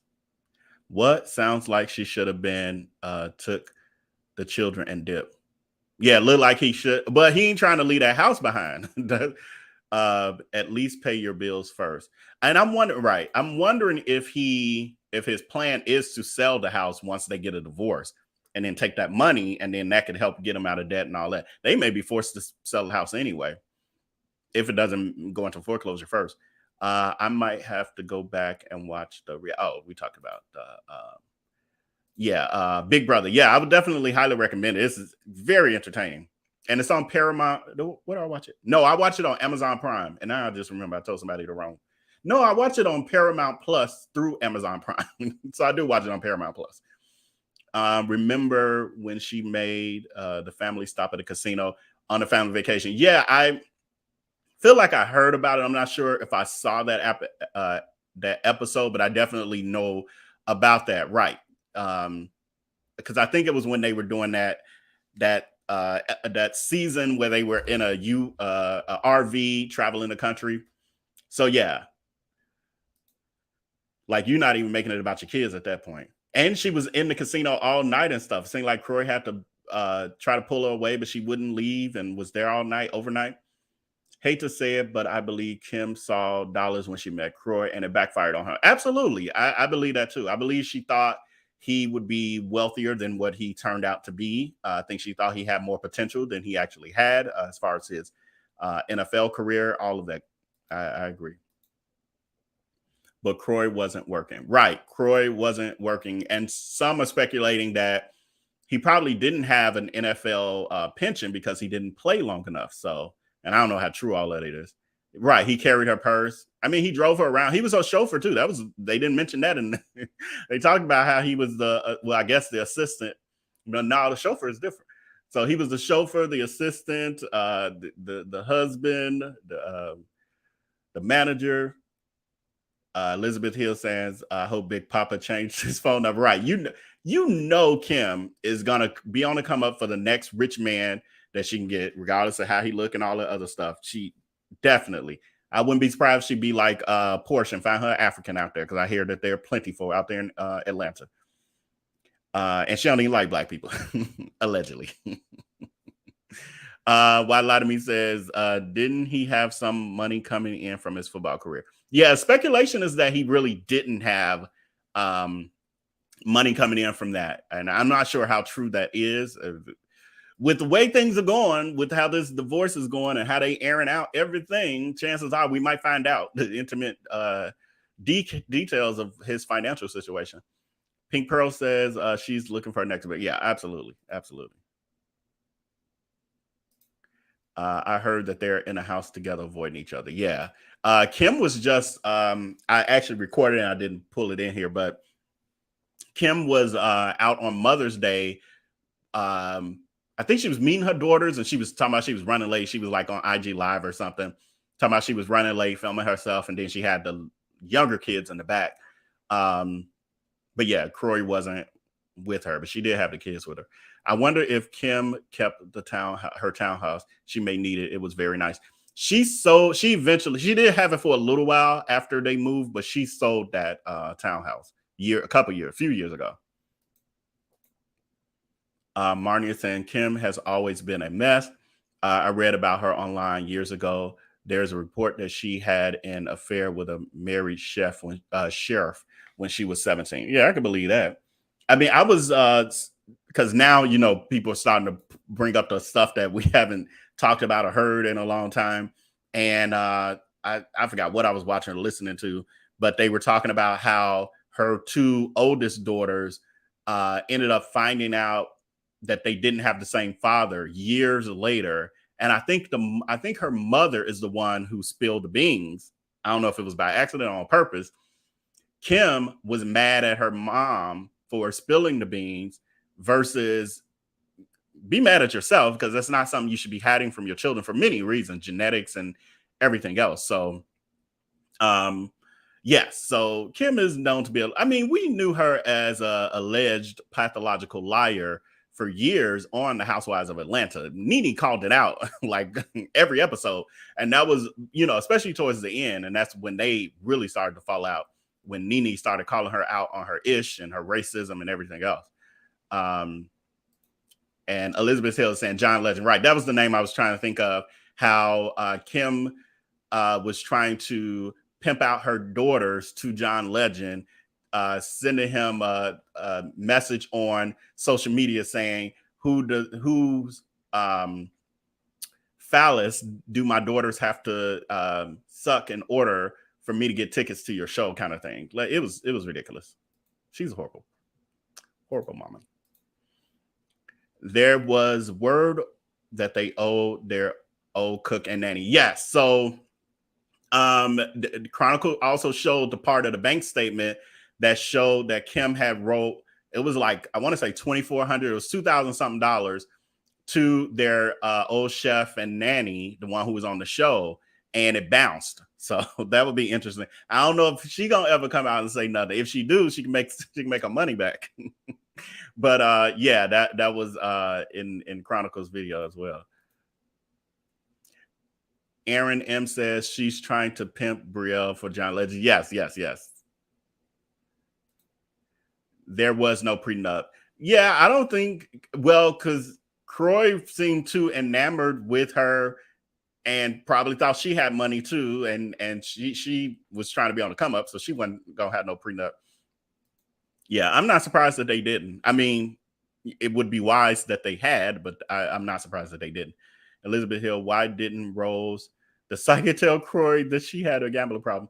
Well, Rose was Kim's psychic. I don't think, did Kroy ever deal with Rose? Because I remember that now that's the thing that Rose should have told her, is like, yes, you're going to have these children. You're going to find your husband, but it's only going to last like 11 years, and then it's going to go to shit, and then it's going to be blasted all over social media. That's the part she said, your life is going to fall apart. That's part Rose left out. But let have. Okay, so that takes us to our next story. Where are we at now? Well, we lost about 5 minutes on that outage we had over here. We got Rick Ross and DJ Envy. And so I'm still, y'all fill in the blanks on some of this if I'm a little off and missing some pieces here or there.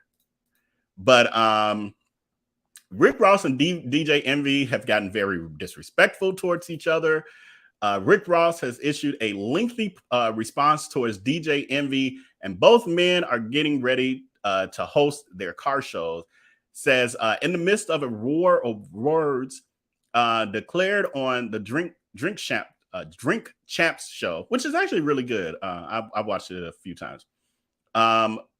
Rick Ross was quoted as saying, he was never on my level, in response to DJ Envy when it comes to hosting car shows.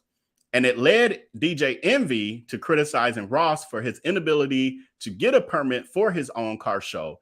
Ross shot back at the Breakfast Club host on Thursday, May 18th, taking to his Instagram and telling the quote beige boy to quote bow down. And that's what I caught over the weekend, where it just started being all over my Instagram. Says he added that while Envy is doing his show in Memphis, he should be sending every dollar to the late Young Dolph's family. Since, and he's quoted saying, since we own our own car show, DJ Envy, you'll never be on my level. Rick Ross began. He also said, for one, you do car shows with rappers and my deceased homies. You know, he didn't say deceased homies.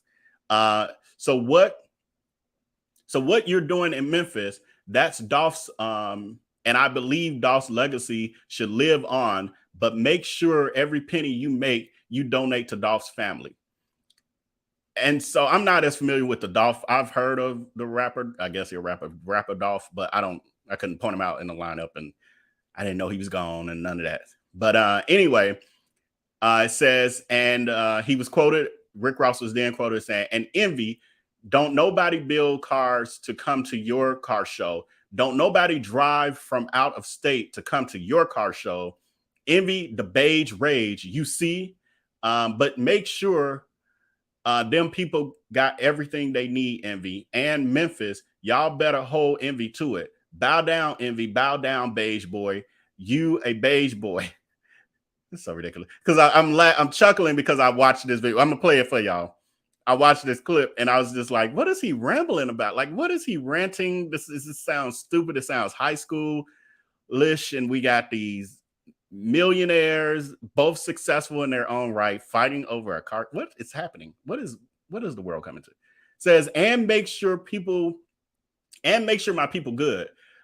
We've been had these. We show love for real. You just marketing.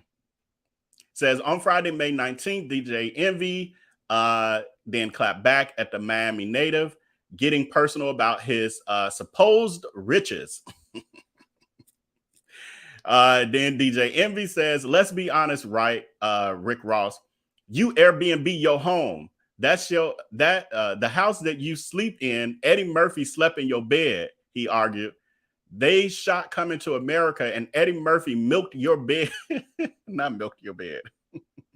I'm not that guy that's going to charge somebody $500 to get in because I couldn't sleep with myself. So he's talking about the amount of money that Rick Ross charges for his car shows versus the amount of money that DJ Envy charges. So DJ Envy said he charges about, I think, $15 to $20 or something because he makes it for the community, for, you know, people with families. And then Rick Ross, his is $500, says for the car show. He then addressed why he is doing the show in Memphis with Paper Route, Dolph's company. DJ Envy, who's 45, then asserted that Ross' car collection, while massive, is garbage. He says, I'm doing it with Paper Route, the company that Young Dolph owns, you idiot. Yeah, you have 200 to 300 cars. Yeah, you're absolutely right. But most of them are trash. They're garbage. If you go through mine, they're quality. So stupid. Think about it. I haven't said anything. You started with Drink Champs. That just tells me your ticket sales aren't doing well. So he's trying to say that Rick Ross is actually doing this for marketing, because you started Internet Beef. It's doing just what it did. I don't ever talk about neither one of them on it. Well, that's not true. DJ Envy, I have mentioned because I watch the Breakfast Club here and there. Rick Ross, I ain't never mentioned. I don't even listen to this stuff except for there's a Battle Block or something. I think that was his song. I love that song. But that's it. I don't even can tell you nothing else really about him. That's not true. I can tell you stuff about him, but I don't follow him like that. Not into him like that. But anyway, he says the argument came to a head on Saturday, May 20th. When Rick Ross insulted Envy's wife and kids, he brought them into the spat. Ross returned to IG with more sass, responding to the radio host's claim that he has an Airbnb in his home for extra income. And so now everything I pulled in is completely gone, but it don't matter because it wasn't working no way. Hold on. Oh, now the computer's slowing down. It must be how much the StreamYard is pulling on my computer now. So I might have to do some more organized. So this is Rick Ross starting to clap back at DJ Envy after everything I just read. DJ Envious, you my cupcake. I'm leaving this. I'm not gonna mop this till you come and you mop my floors. You come and you mop my floors. You come and you mop my floors. You've been a great co-host on the Charlemagne the God show, but you need to come and mop my floors. Mop this marble out of respect. And while you at it, have your girlfriend steam this. And go up this one too. And make that other lap around there and go up that one. Let her do that while you mop the marble. You see? I want you to mop that. You mop that. Come on now. Come on, DJ Envious. You see that hat? Them boys in their feelings over these hats. It's the hats that did it. One of my homies said it's because his big homie lost his big house. I was like, who is big homie? I don't know his big. They were like 50. I was like, Curtis? Damn, that's his big homie? Damn. But anyway, my nigga, if you want a hat, I'll give you a hat, my nigga. You feel me? Okay, let me tell you. In my DM, I got love for Envy. Y'all got to understand. Just FYI, these are multiple posts that he's doing. This ain't the same one. It's him coming back with more. Like he said, like DJ Envy said, he had been trolling him for like 10 to 12 hours over the weekend. Straight. It's his black side love me. It's his white side that don't want to see us win. It's what I'm trying to tell y'all. So don't be in my DM talking about, no, we ain't beefing with him. It's his black side love me. It's the other side that don't want to see you win. No, man, I just got off the phone with Arthur Neil Belkin Martinez, and he told me it might be a great look not to get the permit because the book that he's going to write and film and document, he said we can do a whole movie. DJ Envy. Now, the thing about it for me was as I watched it, this part I pulled, and I think it was another piece that I didn't bother pulling. I wasn't entertained. It wasn't funny to me. It was like, okay, well, I don't get it. You're not even cute or funny with your reads. It's giving trying too hard. So that's what it's giving. So it said, DJ Envy responded to the shots with one of his own, taken to the Breakfast Club on Monday morning. That would be yesterday. To call out, quote, fat boy, Ross, and dress up as a correctional officer. And which was one of Rick Ross was a correction officer, for those of you who don't know. Before becoming a rapper, he was a correction officer. He also claimed that Rick Ross still collects pension from his days in law enforcement. And let me pull this clip in. Give me a minute. Don't rush me. Oh, wrong one. Here we go. Here it comes. I got my correction officer's outfit on. You definitely look like a CO. It's That's given. right. Friday, Ross went at me for what, like 10, 12 hours. I could tell he was rattled. I could tell something was wrong, so I wore this today to make him feel a little more comfortable. The fact that you had that outfit, you had that in your car? I did. So I made it to feel more comfortable. So if you don't know what's going on, Ross, he got a little upset over the weekend because I said he Airbnbs his crib, which is true. That's what he does. Coming to America, they Airbnb'd his crib. It's not an Airbnb. Eddie Murphy man-milked all on his bed. He responded and said this. So that was DJ's Envy response to all the trolling that he experienced over the weekend at the wrong people at the hands of I do know black people don't all look alike, just so y'all that was an accident. We don't all look alike, contrary to DeSantis belief. he thinks we all look alike, but we don't. But anyway, I did it again. So that was his response, and I found that to be more entertainment. And the clip is much longer. I'm probably got to remove that out of this live stream. We'll see, because they might get me for copyright.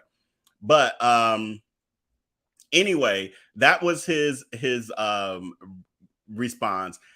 Charlemagne the God was like, okay, we need to calm this down. You're going too far. Because what they don't want, or Charlemagne was trying to prevent, was saying that we don't want this to get deeper and become a bigger beef. The history of the two guys is that they actually are cool with each other and were cool with each other. Somehow this competition about this car show started. It became egos and a pissing match.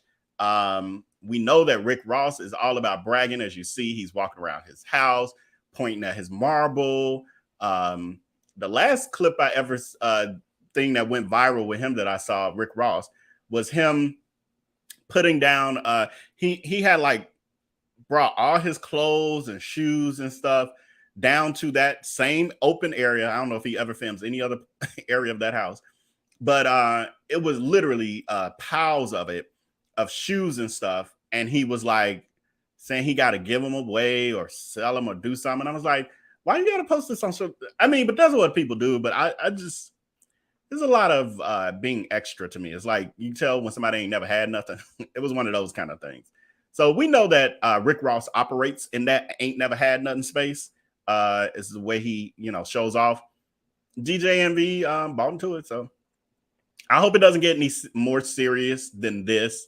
Hopefully it will calm down and not continue to grow. Because, yeah, it's a little ridiculous. No, it's very ridiculous. Very. Trikisha's so damn sad because they collaborated a few times.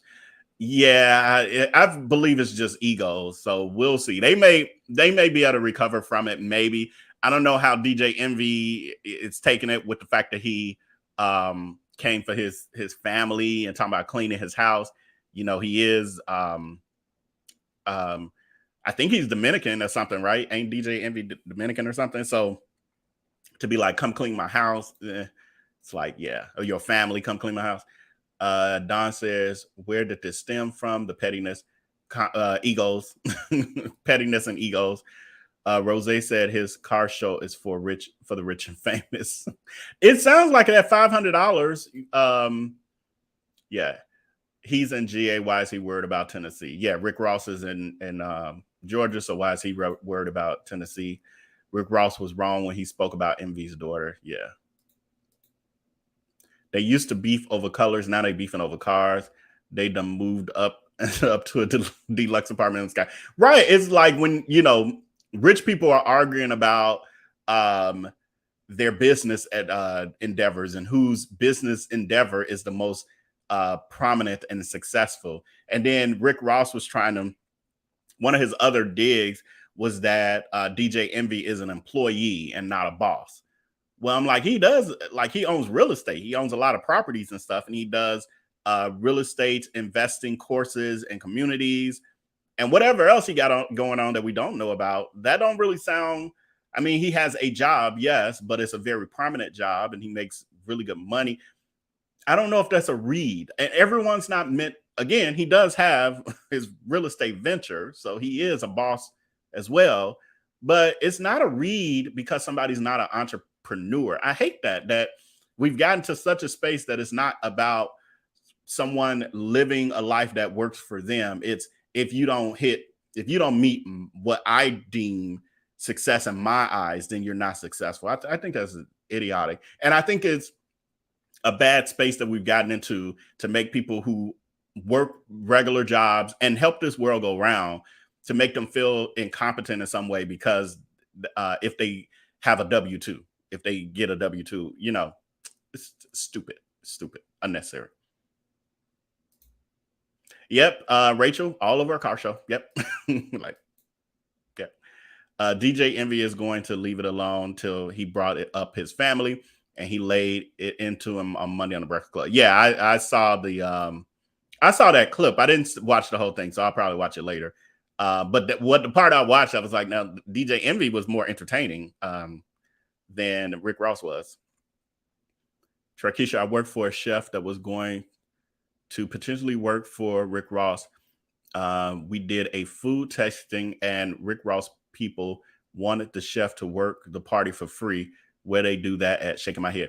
They do that a lot. Like social media people, public figures, they do that a lot. They try to use Darius Crooks. is pulling that same stunt on. I did a story a couple months ago. Yeah, probably maybe a month or so ago, about him hiring a bartender, a social media bartender guy, Corey. The guy's name is Corey, for his, I think it's Thanksgiving or Christmas in Chicago. And his payment for the guy is the fact that he's the guy's going to be on his platform. Darius is going to be live streaming, but Darius is not paying the guy. And it's like, that doesn't mean you're going to get business from that. So this guy's literally flying the Corey guy that Darius is using, because he's not hiring, he's using him, taking care of his own flight and all that other stuff, coming in, own travel arrangements and stuff, coming in for clout. Like, so people do it for sure. It does it more times than not. It doesn't really pay off the way people think it will or should. It's the world we live in now. Rick Ross is having issues with getting permits to host the show. It was on the news. His house is in an affluent neighborhood. Oh, is he trying to host a car show at his house? Because that's crazy. Okay, because I did catch the part of the article where they said that he was trying to host, that he was having problems pulling the permits. I thought it was pulling the permits at some parking lot or some park somewhere, not his own property. I wish I would. I mean, as him, I wish I would have a car show at my, like, bunch of strangers out in my yard. Nope. Okay. Well, I almost hit the end button by mistake. We don't need that. Okay, so on to our next topic, which is two other prominent public figures, and that is Jamie Foxx and Mike Tyson. And little health update on Jamie Foxx. They're saying that he's still on the mend. This is according to TMZ. Still on the mend and getting round-the-clock treatment at the facility in Chicago, while his family continues to stay by his side. And it says Fox's daughter, Corinne, and his close friend, Dave Brown, were among Jamie's visitors over the weekend, because TMZ is staked out outside that hospital, and they are snapping pictures of everybody going in there. And it says they both looked serious and seemingly showed up to the facility for their time with Jamie. I don't know how much of an update that is, that he has people who care about him who actually have gone to see him. That's the update. What? You gotta love it. You gotta love it. But the other update, and this is the part I honestly, I wouldn't even report it on that part had this not come up. So the other part is that they're saying Mike Tyson has weighed in on Jamie Foxx's family's decision to keep his medical complications private. And he said, I quote, "They don't want us to know." And they said that Tyson admits that he's unsure whether the rumor that Jamie Foxx suffered a stroke are true, admitting, "I have no idea what happened to him. He's not feeling well. They said a stroke." The heavyweight champion said on the PBD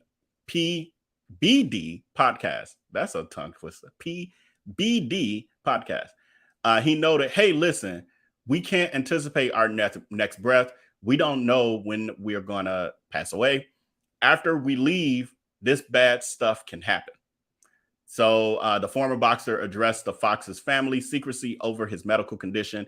"If we don't know about it now, they don't want us to know," he said. "We're praying that Jamie continues to make a speedy recovery." Now, the part that people are really talking about is the fact that where in the interview, and I haven't watched it myself, so I don't know if some of you have, but I'm going off what I've been hearing in these streets, is that Mike Tyson said he had a stroke as if it was something he knew, and then tried to backtrack and said the rest about, "Hey, listen, we can't anticipate our next breath."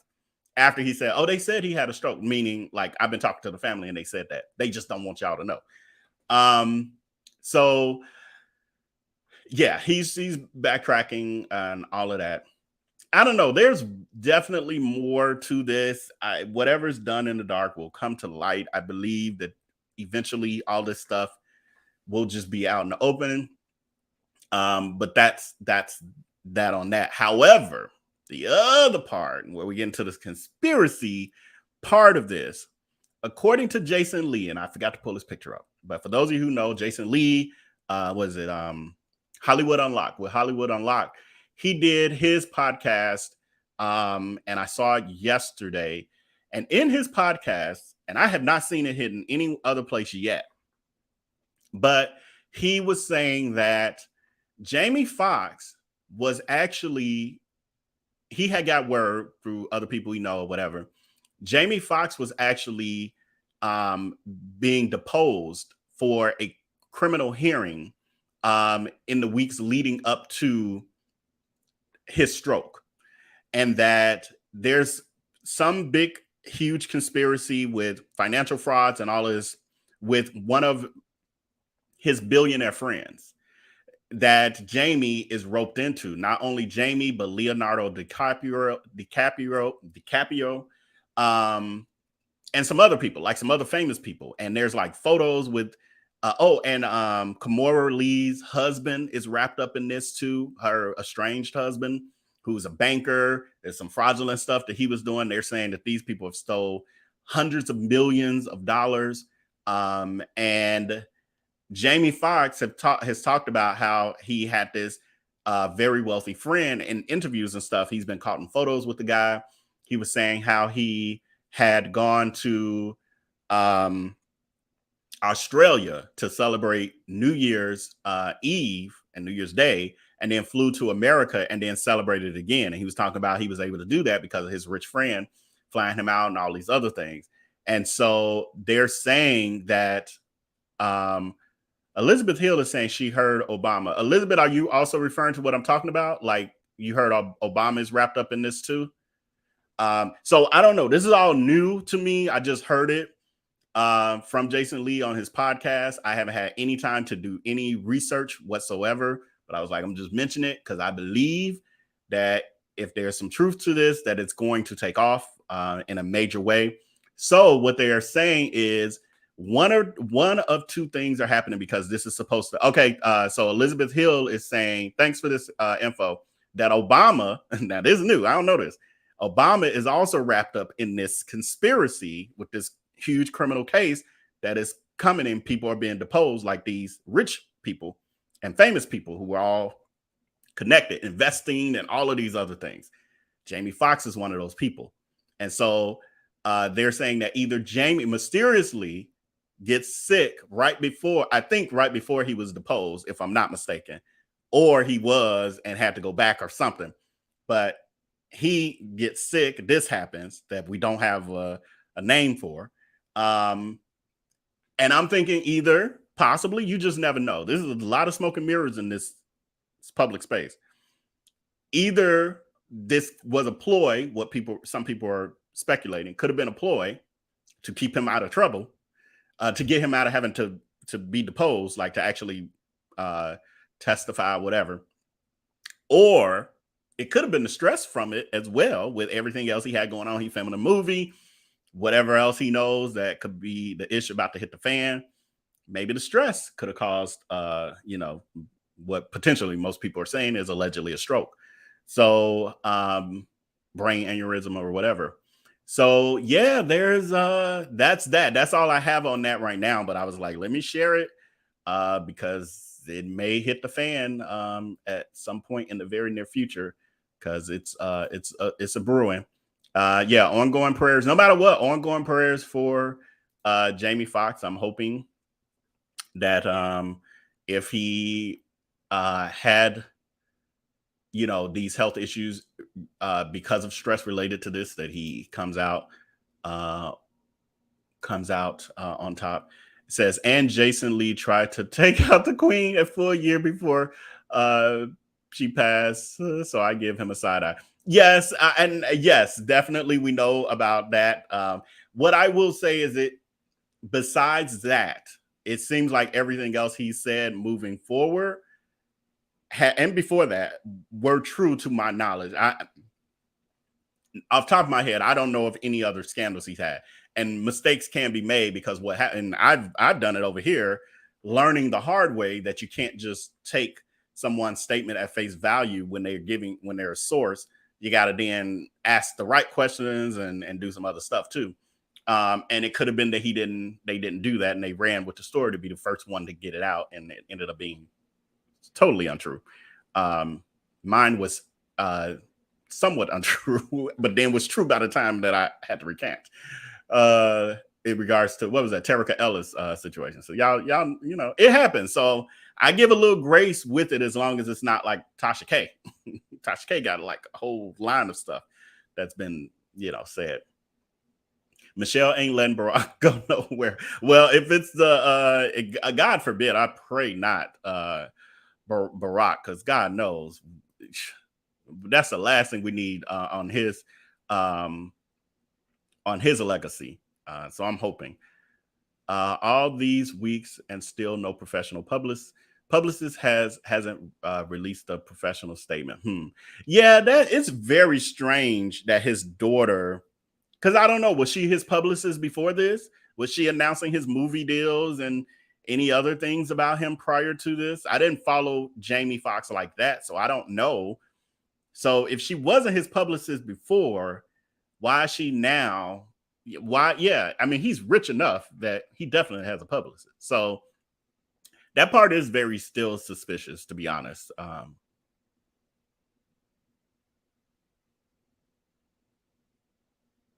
Hey, Kim Yuka. I got a feeling Jamie will never be the same.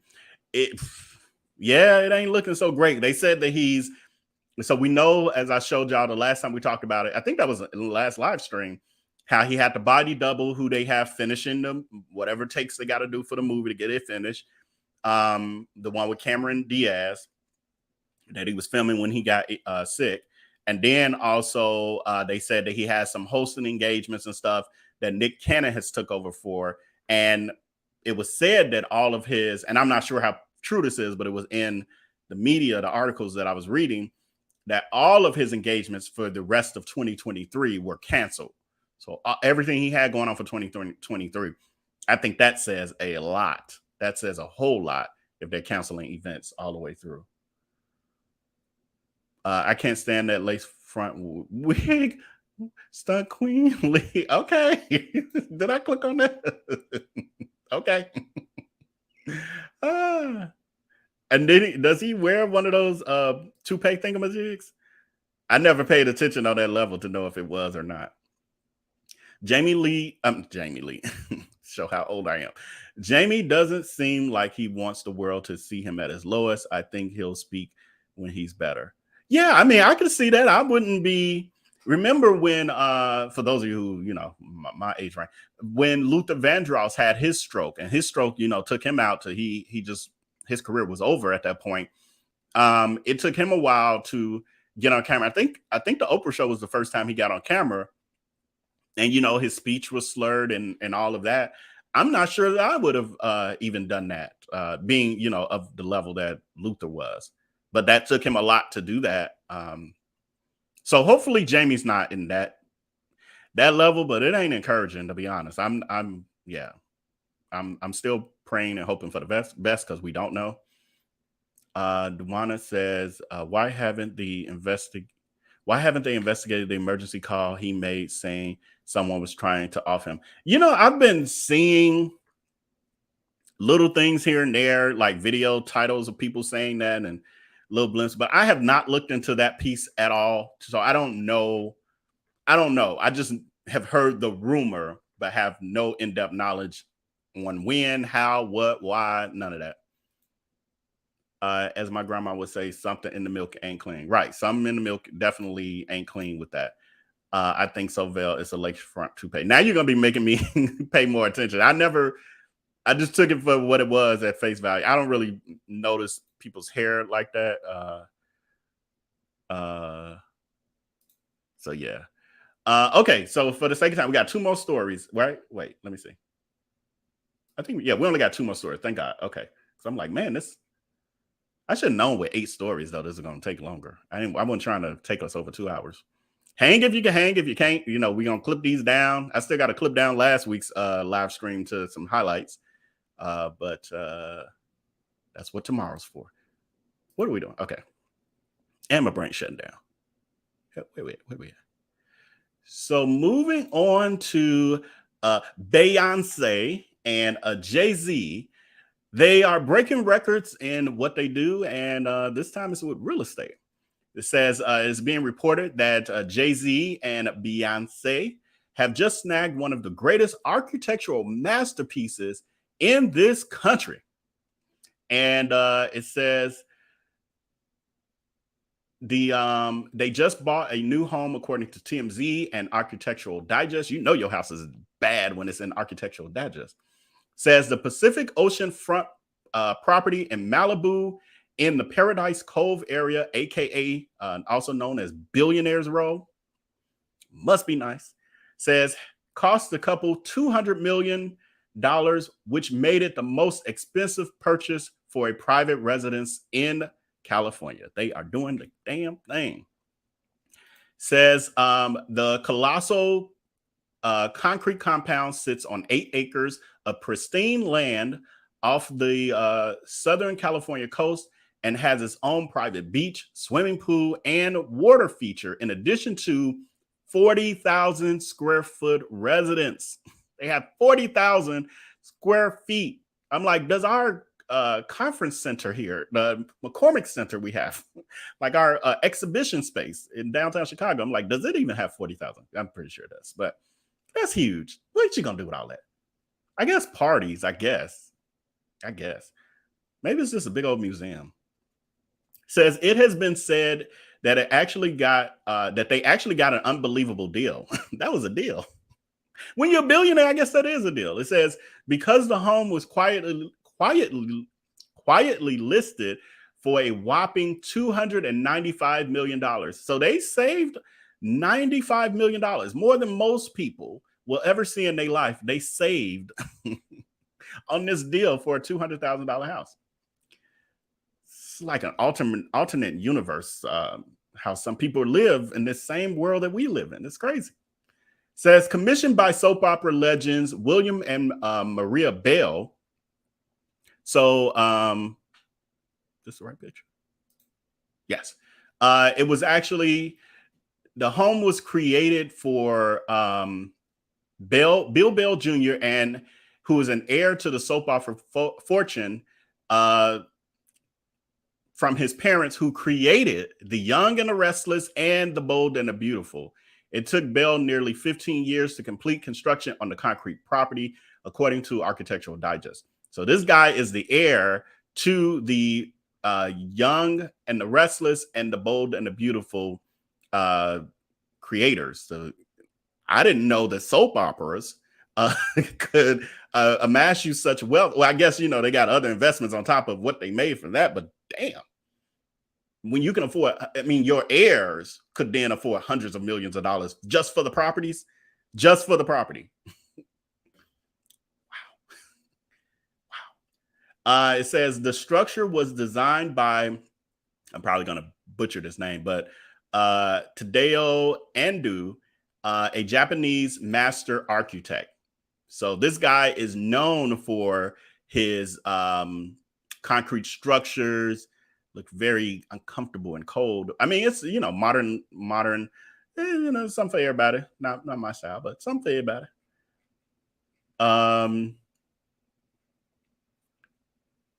Says it's this property stumps the previous record of the $177 million price tag that Netscape co-founder Mark Andreessi paid for his place in Malibu in 2021, that busted Jeff Bezos of Amazon record of $160 million for his Beverly Hills home in 2020. They just trying to outdo each other. I mean, when you make that kind of money, they get bored. They get bored, y'all. And they just like, I know what I'm going to do. I'm going to make my property the most expensive property ever to be bought in the world, like in the US. Like, what? Must be nice. Says the music industry power couple new home is also the second most pricey real estate purchase in the United States. The penthouse at 2020 Central Park South cost Kenneth Griffin, founder and CEO of Citadel, $238 million in 2019. There is a really good this is just a writer saying there's a really good Italian ice vendor just steps away from Griffin's pad. He goes there all the time. That was unnecessary. But anyway, I need to Google that. I didn't think to Google that to see. It says the couple's new home. I like this. The night view of it is really nice. Says the new home is the couple's second massive real estate purchase in Los Angeles area. And we know that they know of. Back in 2017, they purchased a Bel Air mansion for $88 million. I had heard about that one. And they pumped millions more into the home to push it to the over $100 million mark with the renovations. Says between the album sales and the business endeavors, Jay-Z is the founder of Rock Nation label. Beyonce is behind Parkwood Entertainment. The business of being Bey and Jay is a lucrative one. So the purchase shouldn't have ultimately set them back too much. Beyonce's Renaissance tour could bring in as much as $2 billion for a tour. $2 billion. And Jay-Z's net worth is $2.5 billion, more than enough to cancel out the record-breaking purchase. And they're saying, I don't know, I think I might have read it, but they're saying this is not their primary residence. This is their second home. This is supposed to be the second home. This is the vacation home.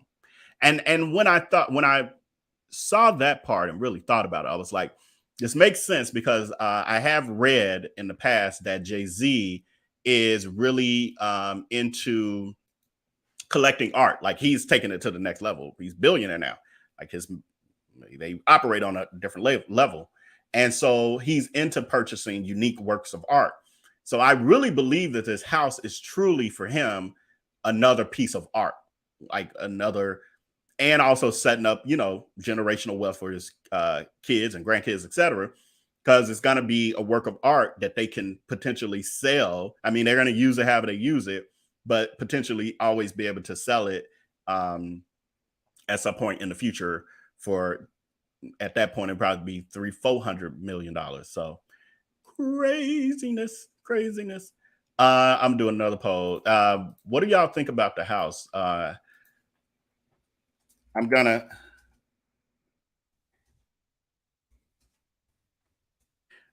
ignore the capital letters. I'm not yelling at y'all. It's just keyboard was already in caps. So if you had the money, not saying if you didn't have the money, but if you had the money, would you buy this? If money was no object, I should say. Would you buy this particular home?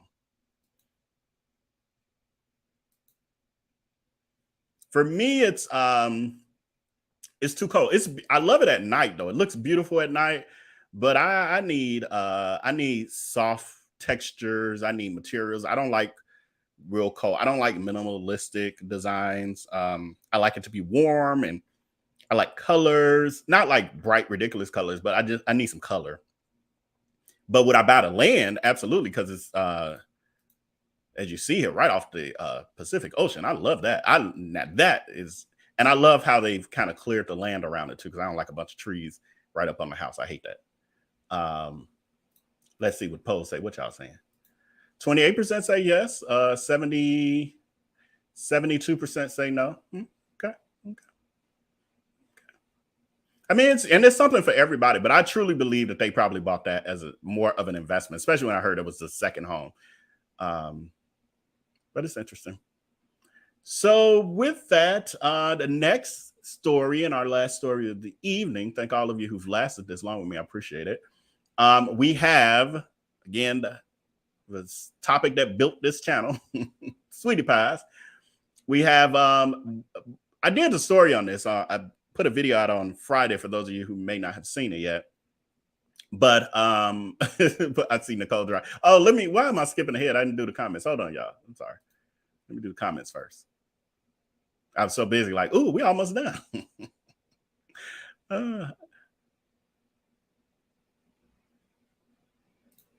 Says, why they buy that big old house? They ain't gonna invite nobody over there. I believe that, again, because it's their second house, it's supposed to be the vacation home. I believe it's going to be more for an investment, and they'll probably have some parties there and stuff like that. Might rent it out for some stuff. Elizabeth Hill says that's why Bay's charging over $100,000 for tickets. Jay was waiting for her half to pay for the home, right? Right. Well, I hope it's earthquake code for California. I guarantee you, a house like that is probably part of it, because it looks like the kind of house where there's bunkers under it. It doesn't look like this is all that there is to the home. It really looks like there must be, I'm trying to find a good picture. Where's my other picture? It looks like there has to be more house underground. That's what I would assume. And so I'm thinking that is definitely, and it took them 15 years to build that.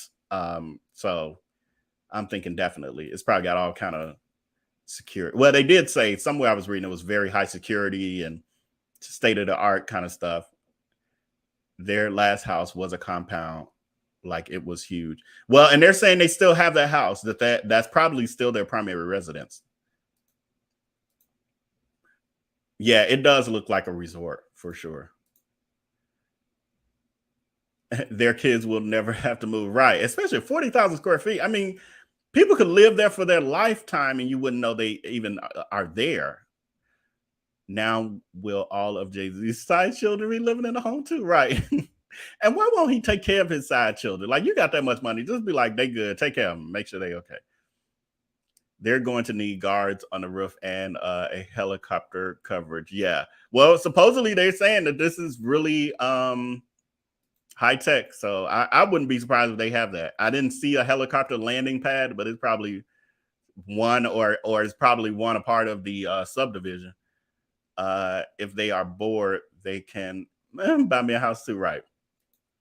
Right. And they don't even need to spend 1% of that. You know you're balling out of control when you get into an argument with your spouse and instead of sleeping on the sofa, you go sleep on the other ring of the house in your summer home. Right. Absolutely. Kim is saying, well, we know that Beehive and J-Ho fans helped buy that compound. Now you know you got paper when you call your house a compound, right? They can live separate lives without knowing, right? Let the conspiracies theorists tell it. Beyonce is already held captive in some home where Jay-Z just has her held up and he lives his life freely. Why do I mean? I'm gonna ask Jay and Bay to sponsor my mama's baby wish. She'll be 104 in November and wants to go to Vegas and gamble for 3 days. Wow, I love that. Right. I love that. Yeah. Okay, so our last topic for this evening is Sweetie Pies, Miss Robbie. Again, I did a video on this Friday that was released. If you haven't seen it, please check it out. Definitely like that video. Help us trying to grow all that good stuff. But it has now formally been announced that she has she had closed all of her restaurants as of, when did the last one close? The last one closed as of March of this year, and that was the Jackson, Mississippi location. Prior to that, she had closed the Upper Crust location, the one she's standing in front of on this particular picture. She had closed that location in September of 2022, just like a couple weeks after Tim was sentenced to his double life sentence and all of that. And she had said in that notice when she closed the restaurant, and it was posted on social media and all of that, on the sign it said that they were definitely planning to open another location in St. Louis. And then we heard nothing. And people was like, oh, she's just trying to save face. She need to go away, blah, blah, blah. And then we get the news last week that it was posted from a radio station, 104. I'm forgetting the call letters, but station 104 in St. Louis put out a social media post saying that Miss Robbie had given them permission to announce that she was officially about to open a new restaurant in St. Louis on Kingsway Highway and Martin Luther King Drive. So then I did the video. I tried to locate it. The only thing I could see in that intersection was a building that was under construction that appeared like it could possibly be, well, it used to be a vacant lot, and then it was under construction from the Google Earth shots that I could get. And come to find out, it was a beauty supply store. So, you know, they building them big. It looked like a Walgreens kind of store. I don't have this here. Watch the video if you ain't seen it. But anyway, come to find out, it's a beauty supply. I did get some people after the video, and I did give it a disclaimer in the video, and still got a troll trying to say fake news that I was lying. And I'm like, I literally said in the video, it was a disclaimer. I was taking a guess based on limited information. People love to act crazy. But anyway,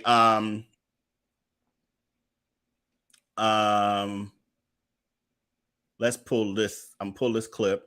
So now it's really hitting the airwaves in St. Louis. Got pulling this clip if it comes. Here we go.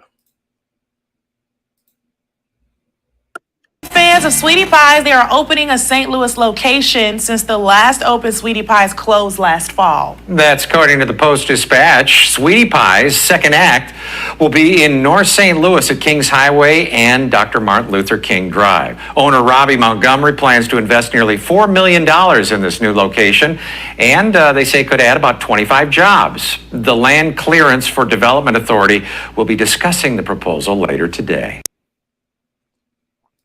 So although the location that I thought it was possibly going to be based on what I could see on there, that's not the location. And again, that's a beauty supply store now. I've been told that by people in comments who are in St. Louis. I still don't know what the actual location is, but they did have a meeting that would have happened earlier today with the Land Clearing Commission or whatever they call it out there in St. Louis. So I'm sure at that point the address was shared. If y'all know you're from St. Louis, you can figure it out. Let me know as soon as y'all know, or I'll let in turn let the audience know as soon as I know what the actual location is.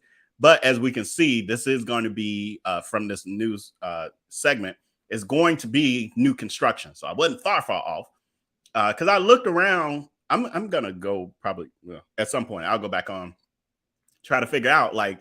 But obviously she's clearing land or has cleared land, and she's going to be building new construction. They're saying it's going to cost $4 million. So that tells me that, or us, that it's definitely going to be at least the scale of the upper crust location.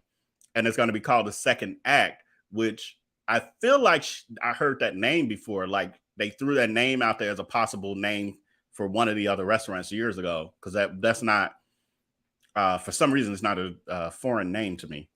But yeah, that's it. So it looks like, you know, she did get I'm pretty sure she got a hefty payout from the Veterans Hospital. So she's able to build, you know, new construction. Let's see. Okay, we ain't got no saved comments. Okay, let me go through here.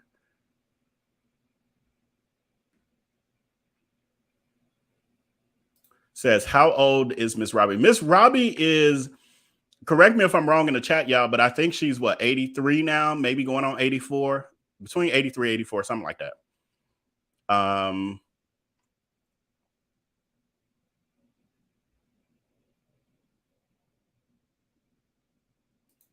Says, good and no, Tim is there to mess things up. Yeah, Tim isn't there to mess things up. And then, you know, I know that, you know, I see in the comments from here and other places, even under this, I meant to pull that in, but even under this news segment, actually all the comments under there were negative.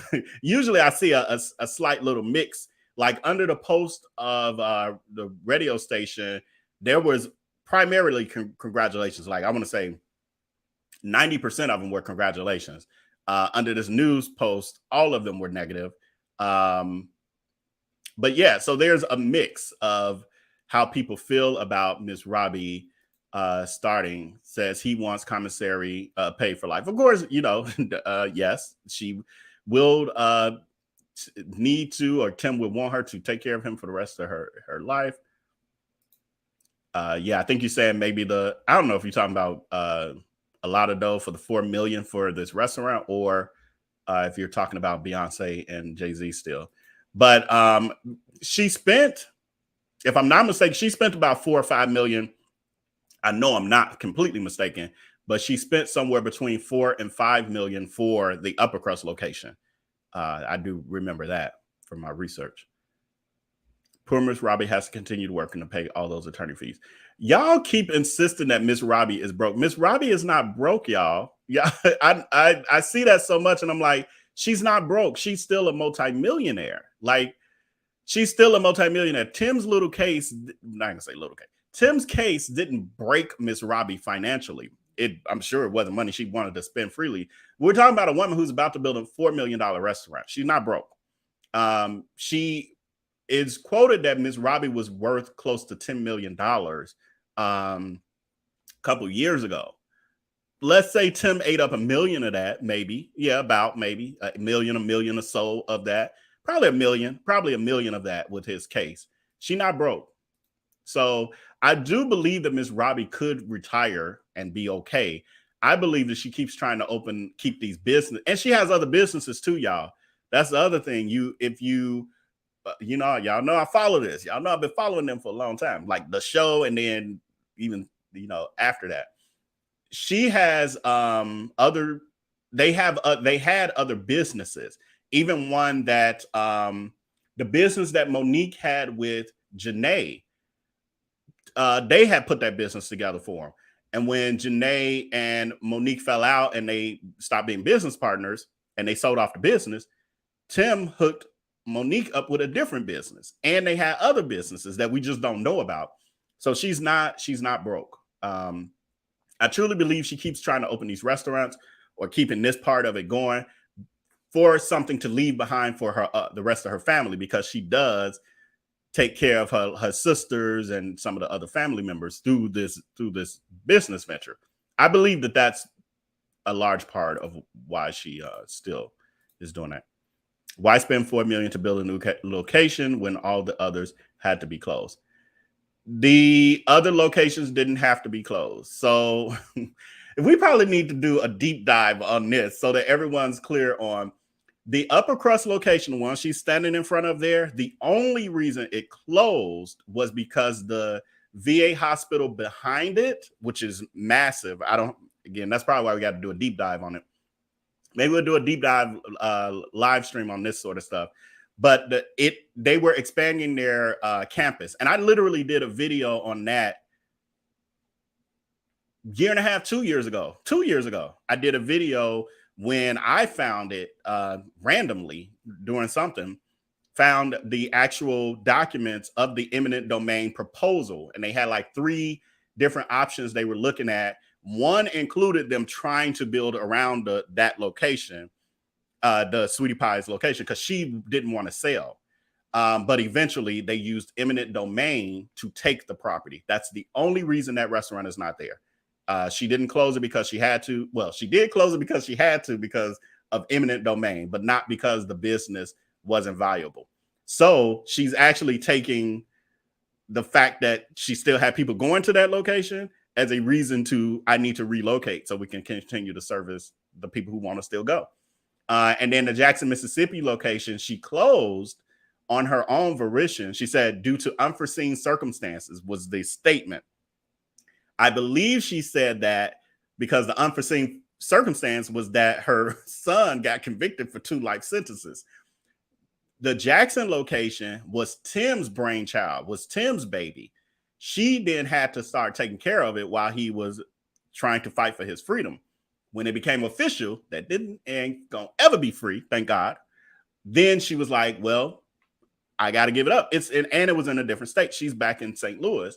And so she was having to try to run a restaurant that's hard to run anyway, but having to run it from a different state. And with her age and having to have people drive her on road trips there and all of that. And so that's why that location closed. And that was the last, that was the last remaining Sweetie Pie's location anywhere. So she didn't have to, again, it's not like she was going bankrupt and the businesses weren't doing well. She closed them for those reasons. Wait a minute. It's going to cost $4 million to build it. It's only going to create 25 jobs. I know that number did sound low, but she also doesn't have these restaurants open 7 days a week. So I guess there's some nuances to it, because the upper crust location, when I was there for whoever's whatever, y'all know I've been down there a bunch of times. I feel like that's my second home now. But either somebody's sentencing or whatever it was. But the restaurant was only open Thursday, Friday, Saturday, Sunday. That's it. It was closed the rest of the week. And they opened late. Like I want to say it opened 11 or 12 or something like that. So it doesn't have extended hours. But yeah, 25 does sound low. I agree with you, but I could also kind of see why too. She should have retired, but her son got her still with. I agree with that. She really looked for her. She really expected, and the long-term plan, and we know this from the show, was for Tim to take over these businesses, and she was going to be able to live off the fruits of her labor while he ran the businesses, and he ruined it all. Ms. Robbie is she's 80. I want to say she's 83 or 80. I want to say she was 83 and she might be 84 now. I don't know when I forgot when her birthday is, but she's definitely in her early 80s. I believe those fees are well taken care of. Glad to hear that she's keeping her passion alive. Yeah, I believe she's doing it for her family more than anything. Because if you listen to Miss Robbie, anytime she talks about the business, she always talks about it in a way like she's tired and that she really looks forward to being able to rest. Even when she closed the upper crust location and they had a celebration, it was recorded. They had her on video where they were asking, what is she going to do? She said, first, I'm going to sleep. And she said, then, I might go on a vacation, etc. But she just wanted to rest. So these businesses are still wearing her out. It's a shame that she's in that position that she still has to do it. And I don't know. It could be a little bit of control, being a control freak. Who knows? Because I feel like at this point, you don't have nobody in the family. The sisters who seem to work at these restaurants, do neither of them have a capability of running the business? Or is it that you won't relinquish the control enough for them to do it? But it could be that they won't have it. That they don't have the business acclimate necessary. Thank you so much, Marianne. Marianne just put in the chat that Miss Robbie will be 83 in June. I would have bought a new restaurant, but kept my name away from it because of Tim. I would have stayed in the background. That's kind of what I was wondering if she was going to do, because I was speculating when I did the video about the closing of the upper crust location, is that I wonder if she will close and open up the new restaurant in a totally different name, et cetera, and just be, anonymous. However, you have to also understand that there is still a brand. Yes, I will say, just based on what I see, there's probably 40% of people who they're done with her, won't patronize, etc. But I see about 60% who still will. And because of that, she still has enough of a following that I think it would make sense for her to keep it branded as a brand that has gained a name and notoriety, etc. So people will say, oh, that's Sweetie Pie's. I'm going to go there because it's Sweetie Pie's, not it's, St. Louis Soul Kitchen. Like, who is St. Louis Soul Kitchen? I ain't never heard of that. I ain't trying that, that kind of stuff. So I'm sure some of the family will be working at the restaurant. Yeah, absolutely. That's probably just 25 people. It's probably just going to be family. I know Precious. Trust me, I know. She might need security because she might be getting protesters upon opening. I don't think so. And the reason I say that is because I've been to the upper crust location all during that sentencing and all of that. And even you look at when it closed, people were recording it. There were it's like the people who don't like it, have issues with her and the situation, they not coming up there to create issues. They just stand away. They're protesting with their dollars or lack thereof. That's what I'm seeing. The 4 million should be her retirement home for rest. Shaking my head. Again, this woman is not broke, y'all. Y'all want to make her broke, but she ain't. Why y'all think she broke? Right. I'm so lost by it. For one, she not broke because she was smart enough not to let Tim bankrupt her. Y'all know, even the businesses, y'all, Tim had his name on certain restaurants. He had his, remember, even during the show, again, we could just do deep. Y'all know I study this stuff. Y'all know I study Sweetie Pies. It's the channel that Sweetie Pies built. Of course I study it. But remember when she was opening the upper crust and it was under construction, and she was saying, Tim was like, when you gonna let me run the restaurant or something? I can't remember. Thanks so much, Mr. Gibson, for your super sticker. I really appreciate it, friend. But she was saying they had this whole thing where they did like a private ribbon cutting right in front of this restaurant in the picture, the upper crust location. And she officially said that she was making him like owner. I can't remember the actual verbatim what she was saying to him. However, what that meant was that she put the Mangrove location in his name. Like he became a partner on that restaurant. But remember, he used to always talk about your restaurant, the upper crust, my restaurant, Mangrove. That was the reason he was saying that, because from a business perspective, legally, he was on Mangrove documents as an owner. He was never on upper crust as an owner. So that's how, and they did that with the other restaurants as well.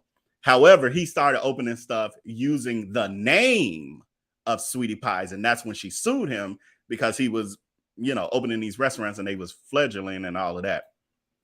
But he didn't have access to her money. That's how she stayed wealthy. And then when she cut him off and all that stuff, that's how she kept her money. And it only grew from there. You do all realize millionaires live off interest. Right. That's what, thank you. And again, they live off interest. Miss Robbie is smart with her money. And on top of that, she has other businesses. It's not just the Sweetie Pies restaurants. We got to remember, these are reality shows. So there's a lot that happens behind the scenes that we don't see. Remember Tim, when he ranted and raved against Janae in his clapback video, where he was dragging her and saying she slept with the help and all of that. He was also saying that Janae had threatened him to out him and his mama to the IRS about all their businesses. The IRS already know about the Sweetie Pies location. He was talking about the other stuff they had going on that nobody knew about. So, but yeah, let me see. I'm gonna just get through a couple more comments and then let y'all go, because y'all know I can talk about Sweetie Pies all day. Right. Why lie to me? Miss Robbie is not broke. It ain't, I don't think she ain't broke. She just dropped $4 million on this investment. That shows she got cake. Right, exactly. And on top of that, you got to remember when they had to buy her out with this eminent domain. So I don't know if they gave her market value or what. She got some millions for it, though. She got a few million for it for sure, because she had already poured $5 million into it back when it opened. What was that, 2011 or something, y'all? 2010? She had already poured $5 million into it. The area is a desirable area that it's in, kind of downtownish area. I'm sure it's was worth close to 10 million now. And they had to buy her out. So Ms. Robbie not broke, y'all. Tim's situation did not break her bank at all. That's why she was able to keep going. But she was also even smart with that, because he wanted to fire his attorney. I told y'all during the trial, we'll be reading the transcripts when they become fully available at a cheaper cost. But even during the trial, remember I told y'all that Tim wanted to fire his attorney and and all of that. And she's like, let's get this over. You ain't gonna keep spending my money. So she shut that down. Why are they mad at Miss Robbie? Don, I get most people, and I think there are various reasons. Some people, I'll say this, some people are mad at her for what they feel is her role in the demise of Andre because of the fact that she was the reason he came to St. Louis in the first place, because he was there to take the polygraph test that she insisted that he come to take to prove that he didn't break in her house. However, he warned her and he told her the reason he was away and not in St. Louis was not because he was hiding from her or because he was guilty. He was hiding or away from St. Louis because he was hiding from Tim, because Tim was after him, trying to get him. Miss Robbie ignored that. That was in text messages that I read in videos 2 years ago. Miss Robbie ignored in the text messages, we see clearly she ignored him. On top of that, then, you know, we know what happened to Andre, unfortunately. Then on top of that, after Tim's sentencing, after Tim was found guilty during the trial, at the end of the trial, when the jury came back, in that press conference after that, the Griggs family, Kayla, I always forget if it's Kayla. I think it's Kayla. Kayla Griggs, Andre's older sister. Now I don't forget if she's older or young. I think she's older. But Andre's sister said on the national news or local news in a press conference, and she got permission from Michelle Griggs, Andre's mom, to finally say some stuff. And they said some, and his aunt also shared the treatment that Andre was getting from Miss Robbie and Tim. But also the biggest part was that Kayla said that Andre was on the phone with Miss Robbie, had told her Tim was after her. Miss Robbie had disowned Andre on the phone, said that she didn't care if, you know, something happened to him. If he if he go away or is deleted, she ain't coming to his funeral and he can't come to hers and all of this. And then in addition, and he said he was going to take one for the Angels. And that's when he came, because he knew his life was on the line, and she was totally ignoring that. And then when he passed away and there was a funeral, Kayla said that Tim and Miss Robbie were sitting behind them. They were crying, and she heard them saying, "I don't know why they're crying. He was a street nigga anyway." Those are the reasons why people are mad at her. In summary, because there's other nuances and there's a little bit more to that, but I can give the overall quick what they call it, Cliff Note version of why people are mad at her. Yeah. Okay, I didn't know she had other ventures. Yes, she has plenty of other. Miss Robbie is not broke. Y'all gotta quit saying. Y'all ain't gotta quit saying that. Y'all can say whatever the hell y'all want to say. But if you want to be accurate, I would just stop saying that, because she's not broke. She's not broke by far. She's not broke, but I wonder who she will leave her stuff to. Yeah, I mean, I believe, you know, the family, I believe she's still going to leave enough to Tim that he could be taken care of for the rest of his life in prison. Yes, deep dive. Y'all got to let me know what would y'all want the deep dive to look like? Because y'all just see there how I can give some stuff. Maybe I need to go ahead and do like I did the plot outline video, where I visited the various sites that were part of the unfortunate day that Andre was taken. Maybe I need to do a deep dive video where I kind of talk about the storyline of how we got to that, like everything, things leading up to it. Andre coming to St. Louis as a teen, you know, the dynamics between him and Tim, and, you know, him being sent back home. And I already have a plan. Well, I ain't gonna Patreon notice what I got, my plan, the stuff I'm working on in regards to some other stuff with this. But so join the Patreon. It's free 7-day trial. You can learn some stuff. But anyway, I'm working on some stuff, but I could add that into it. I didn't think about that. So, but let me know, like, in the chat, what would you want to deep dive on? Because I don't know how, it's so much to it. I don't know where to go. I don't know how to approach it as far as what y'all would be interested in. Wonder why she doesn't just spend her money, relax and travel. I believe she's trying to take care of her family, R.N. Smith. I believe if it was just about her, because you got to keep in mind the dynamics of her family, and she's the matriarch. She's literally the oldest sibling. She's also the matriarch. On top of that, her family does depend on her financially. She's the reason for their livelihoods, or has been, on whatever level she has been. So if she has no restaurant, if she doesn't have these businesses, they all have to find something else to do. They all have to find new jobs, careers, businesses, etc. Whereas if she keeps this restaurant, a restaurant running, she's taking care of her family, and that's important to her and always has been. You got to remember, all the times we saw the show, it probably didn't go 2 or 3 episodes without her talking about how this business was for her family legacy, leaving something behind for her family. And she was in her 70s then. So that's a large part of why she won't relax. I believe it's not about her. It's about friend. I'm just saying, right. I know. And I'm with you.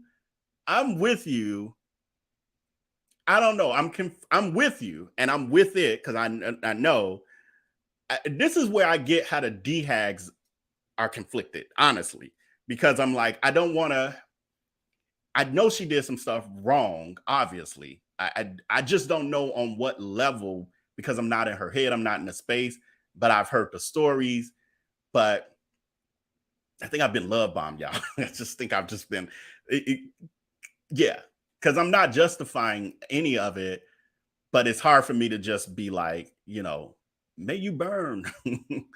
But I know people who feel like that, and I've heard things that haven't been shared publicly yet, where I get it. I'm waiting for these things to be shared publicly so we can talk about them for real, but I don't know if they will be.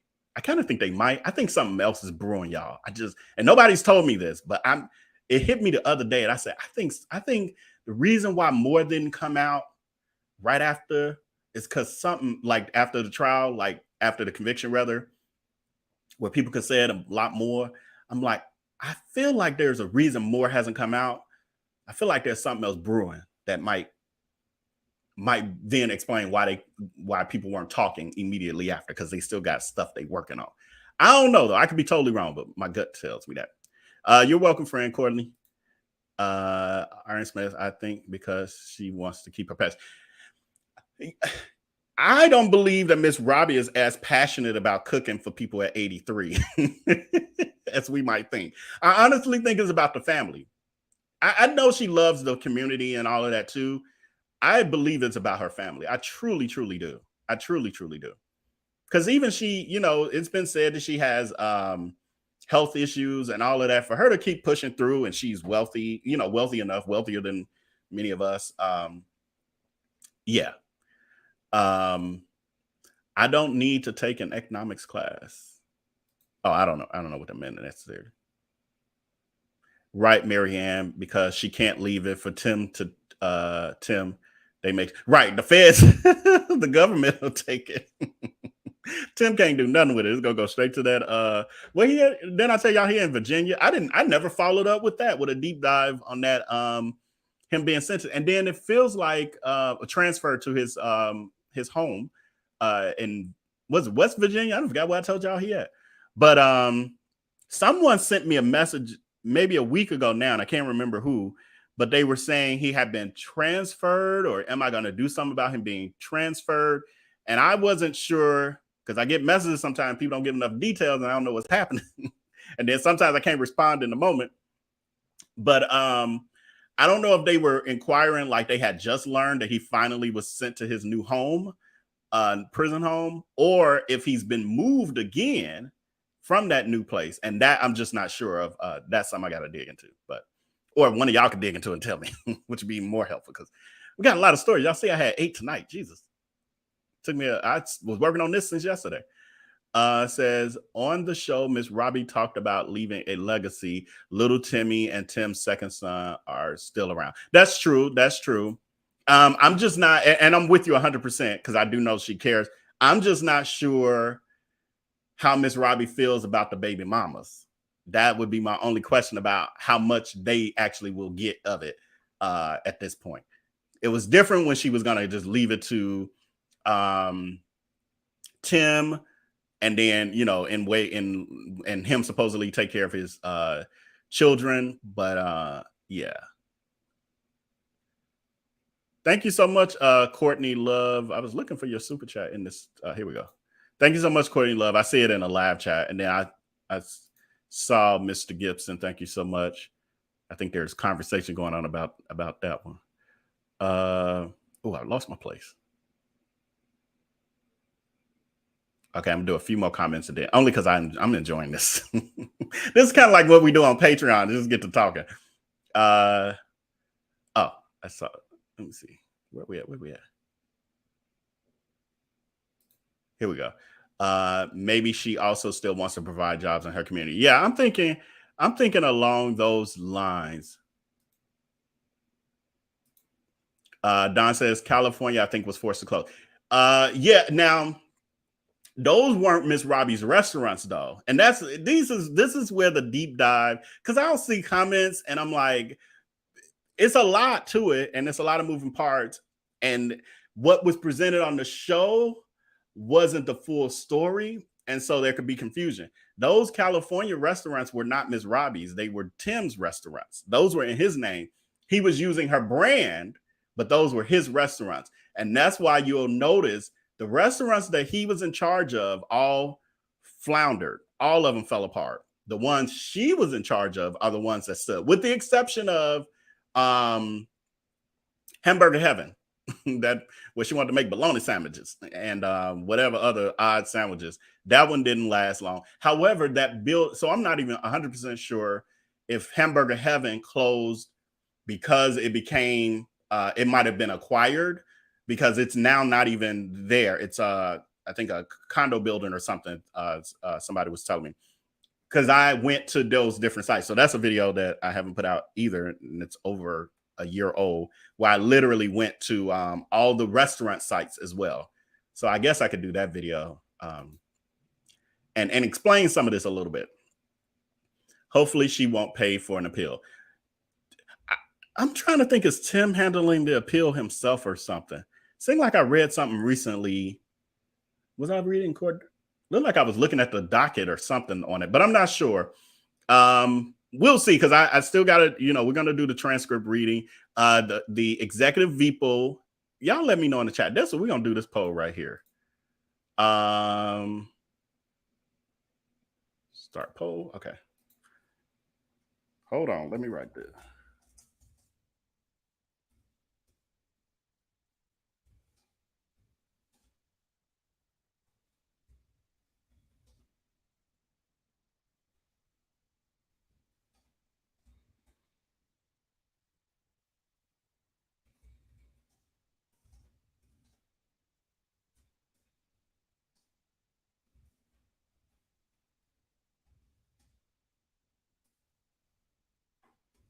Okay, yeah, I'm telling y'all what it's saying if you can't understand. But anyway, I just put, because the executive people were asking me, well, pretty much we've landed on leaning this way. But anyway, the reading of the court documents, the transcripts for the trial, when we get to it, probably another month or so off, they were saying that we should have them, executive people, come up and be on screen, and for each person, each attorney, there's a different person reading their parts, and then we work our way through the transcript that way.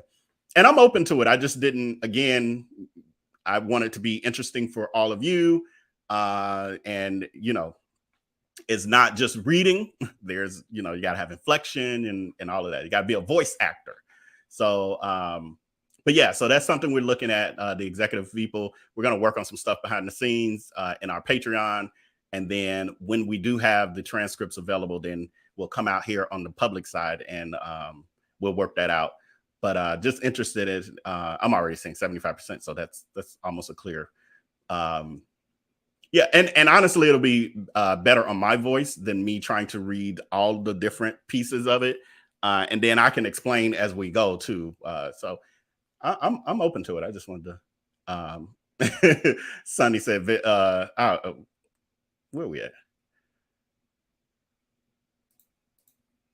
I just pulled up the interest on $1 million is $46,000 a year. Yeah, Miss Robbie's fine. She's fine financially. Now, a lot of other stuff, all the stress has aged her for sure. Miss Robbie is gonna be like my grandpa. She'll literally work to the end. Yeah, it looks that way. I'm not sure if that's by choice. If I'm not mistaken, the VA is the government. Yeah, Veterans Administration. So it's the Veterans Hospital, Marnie. Miss Robbie probably got a real nice financial offer from the VA for the Upper Crust building. Yeah, she got a few $1 million, I'm sure.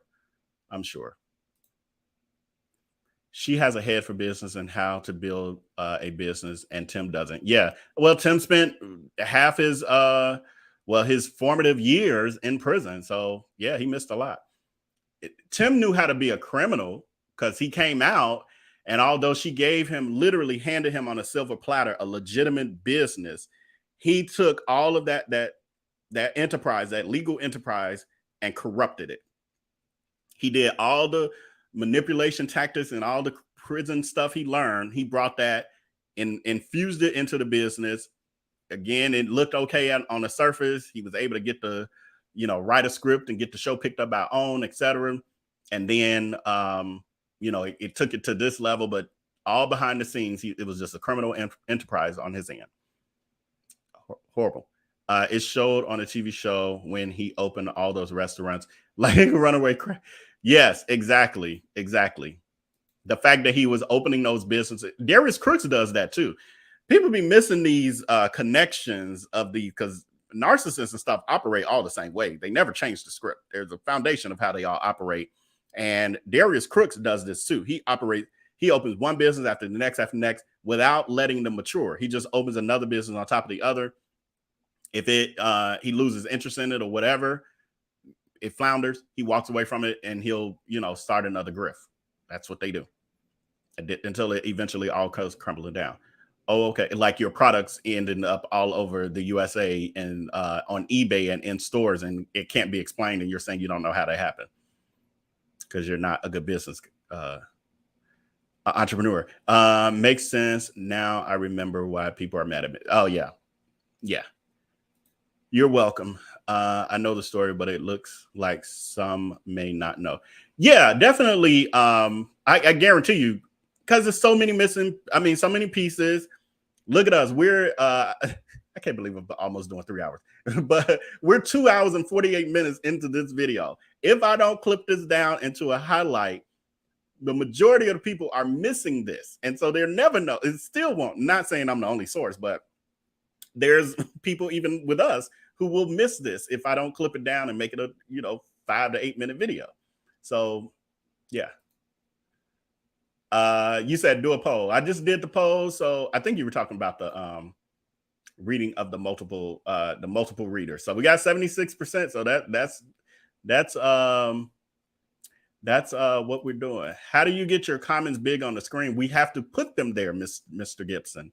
So it has to be selected. And in order for it to get on the screen, just so y'all know, it has to be appropriate for the screen. So if it's doing too much dragging or any curse words or things like that, then it will not get on the screen. Our backstage, Precious G is backstage tonight. She knows how I roll. And so, yes, if your comment is not getting big on the screen, and maybe it's something in it that's not quite appropriate. This is a platform that I'm responsible for. And depending on what gets up there, I would be the person who would get reprimanded financially or otherwise. Don says, I lost all respect for her for these very reasons that Vel just spoke about. Yeah. Again, that's the summary. Yeah, that's the summary of it. Yes. Kim, thank you, Kim, for explaining that and breaking that down for Mr. Gibson. I know, and just so y'all know, I know Mr. Gibson in real life. So that's why I'm talking the way that I'm talking, just so y'all know. Andre's family may sue, so they are playing it coast. Oh, so you're a very smart person. I don't want to assume gender based on name, but I can kind of assume. But you're a very smart person, Marnie. That's where I was going when I said I just feel like there could possibly be more brewing, and it could be a reason why. And I don't know, I could be totally wrong, but it's so much other stuff that could have been shared that has not as of yet been shared. And I'm like, only reason I could see somebody holding on to that at this point, unless it's just like, you know, we got past that, we want to just move on, or we got some other stuff happening and we're going to save that for that. So I don't know. Don't know. We'll see. Time will tell. Y'all know I got patience. Y'all know I got patience. I'll wait on some stuff. So Courtney, thank you for the super chat. Yes, thank you, Courtney, for the super chat. I'm gonna just go through the last comments that seem like they are. I can read them. Let's see. Arian Smith says, I can understand if anyone has a grandmother like Miss Robbie, you know, they can never stop working. Very true. I have an uncle struggling right now because he was kind of forced into retirement, and yeah, I'm probably gonna be that way too. I have to have something going on. I can't just be sitting around. Says you want to know what other ventures she has. That would be very hard because they didn't even get into that stuff in the trial. Like that's I don't know if I'll ever be able to get that sort of information. Yeah, because Tim kind of slipped up and said it when he said it. And like the financial stuff that they did have during the trial, they omitted the government. Once the trial started, they asked the judge to just omit all of that evidence. And I want to say it was over 70 or 90 pages of stuff they had. So they got rid of evidence, exhibits. So they got rid of that. So we never got into and that was part of it, because part of Tim's argument, or his attorney's argument, was that he could not have possibly had wanted to take Andre, take him away based on money and being in trouble financially, because he was so wealthy that just he wouldn't need to do that. And so the government was like, well, we have all this document that proves his financial situation was horrendous. So they omitted all of that, except with the exception of they found a hole in when he decided to testify himself. That was the most hilarious part of the trial to me. You gotta love when the narcissist like gets so bold that him testifying was the worst move he could have ever made, but the best move for us for content. But when he got up there and they were able to ask him some questions that allowed, because at first they couldn't bring up his financial stuff because that was part of the agreement, unless something was presented by his side that then allowed them to do it. And when Tim answered that he was basically wealthy and great with money, he said good with his finances. They were like, well, isn't it true? You say you're good with your finances, but isn't it true that you owed American Express over $200,000 and some thousand? I was like, yes. Oh, it was hilarious. And it was some other debt too, but you're good with your money, but you owe American Express like $200,000. Gotta love it. Oh yeah, I can't wait to get to them transcripts, y'all. I can't wait. Right. Tim had the Houston restaurant. That was only his restaurant. Because remember on the show, and I wish I had all the clips. I do have a lot of the footage from the show, but it was the later seasons. I don't have it. I lost. Was it Discovery Plus pulled it all down right as soon as he was convicted, and I wasn't thinking. I should have been recording all of it. But remember when he had the Houston restaurant?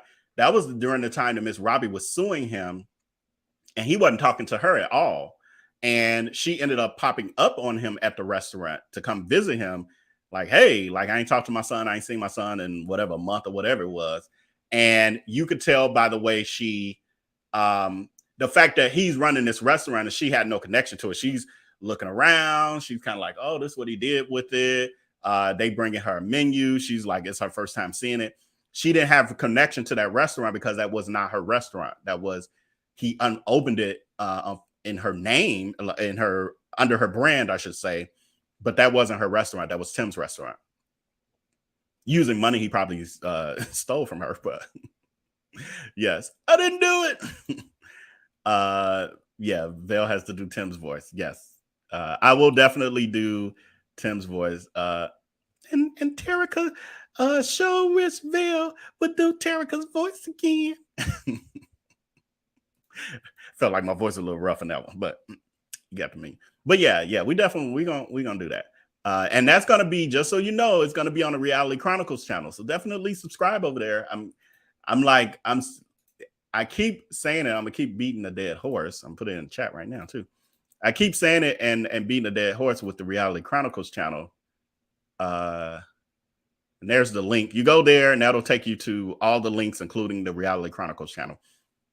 But I keep saying that because we got 1,500 subscribers over there and 38,000 over here. That's telling me many of y'all still ain't subscribed over there. And we need to do better. When you know better, you do better. And there's the link. So you know better, now do better. Says, I just had to chuckle at the thought of Velnito doing the Terica impression. And we got to try that. We got to see how that'll work out. Plus stealing money from collections. $1,000 each week. Right. When he was doing the drops, he was doing the pickups of the drops from the various restaurants throughout in St. Louis. And he was doing that the weekend that he had Andre taken. He was pulling the drops from the restaurants, tens of thousands of dollars.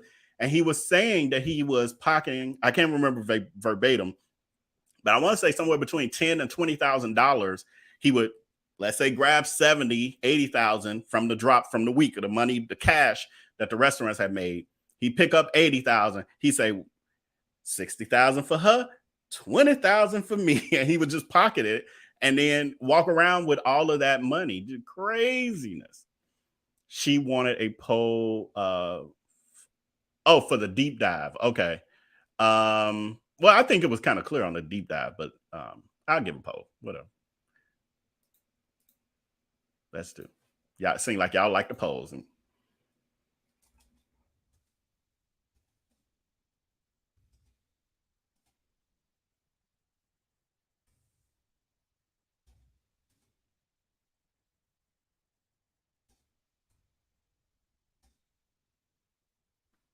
Oh, actually, I just remember that. So if you want me to do a deep dive on the businesses and the parts that I can get access to, because there's actually more that some stuff that I ran into, some information about the restaurants and like legal history stuff and suits and things like that I didn't know what to do with them, but I do have that information that could go into a deep dive. We can talk about how many times they've been sued. It's deep, like a lot, a hell of a lot. But it makes sense too, because it's a public business. So it doesn't necessarily mean that they necessarily did anything wrong, but they got sued a lot. I gotta go back and see the Miss Robbie news that I missed. Yeah, it's I don't know if you mean on here or what, but I definitely have Sweetie Pie's playlist. The Tim Norton, I don't know. I got it so much on this channel now. But yeah, it's definitely stuff on this channel. Okay, you are a woman. Okay, thanks for confirming. I've learned in this space to not assume, because we got a lot of people in our community. Right, there's always more. Where is Alice, blessed child of God? I haven't chatted with Alice. Feel like in a couple days. I do know, and I was going to talk about this more on Patreon, and then last week we talked so long about everything else I forgot to mention. But she was dealing with some health issues with her husband, so I do know that, and he was back home the last time we talked, but he had to have surgery and all of that. So definitely prayers for Alice, blessed child of God, and her husband and her family. Miss Griggs looks hurt and heartbroken over her loss. I just feel that she may go the lawsuit route. Yeah, I have no insight on that whatsoever, but to me, it seems like a possibility for sure. But I don't know for sure, but we will see. Time will tell. Time will tell.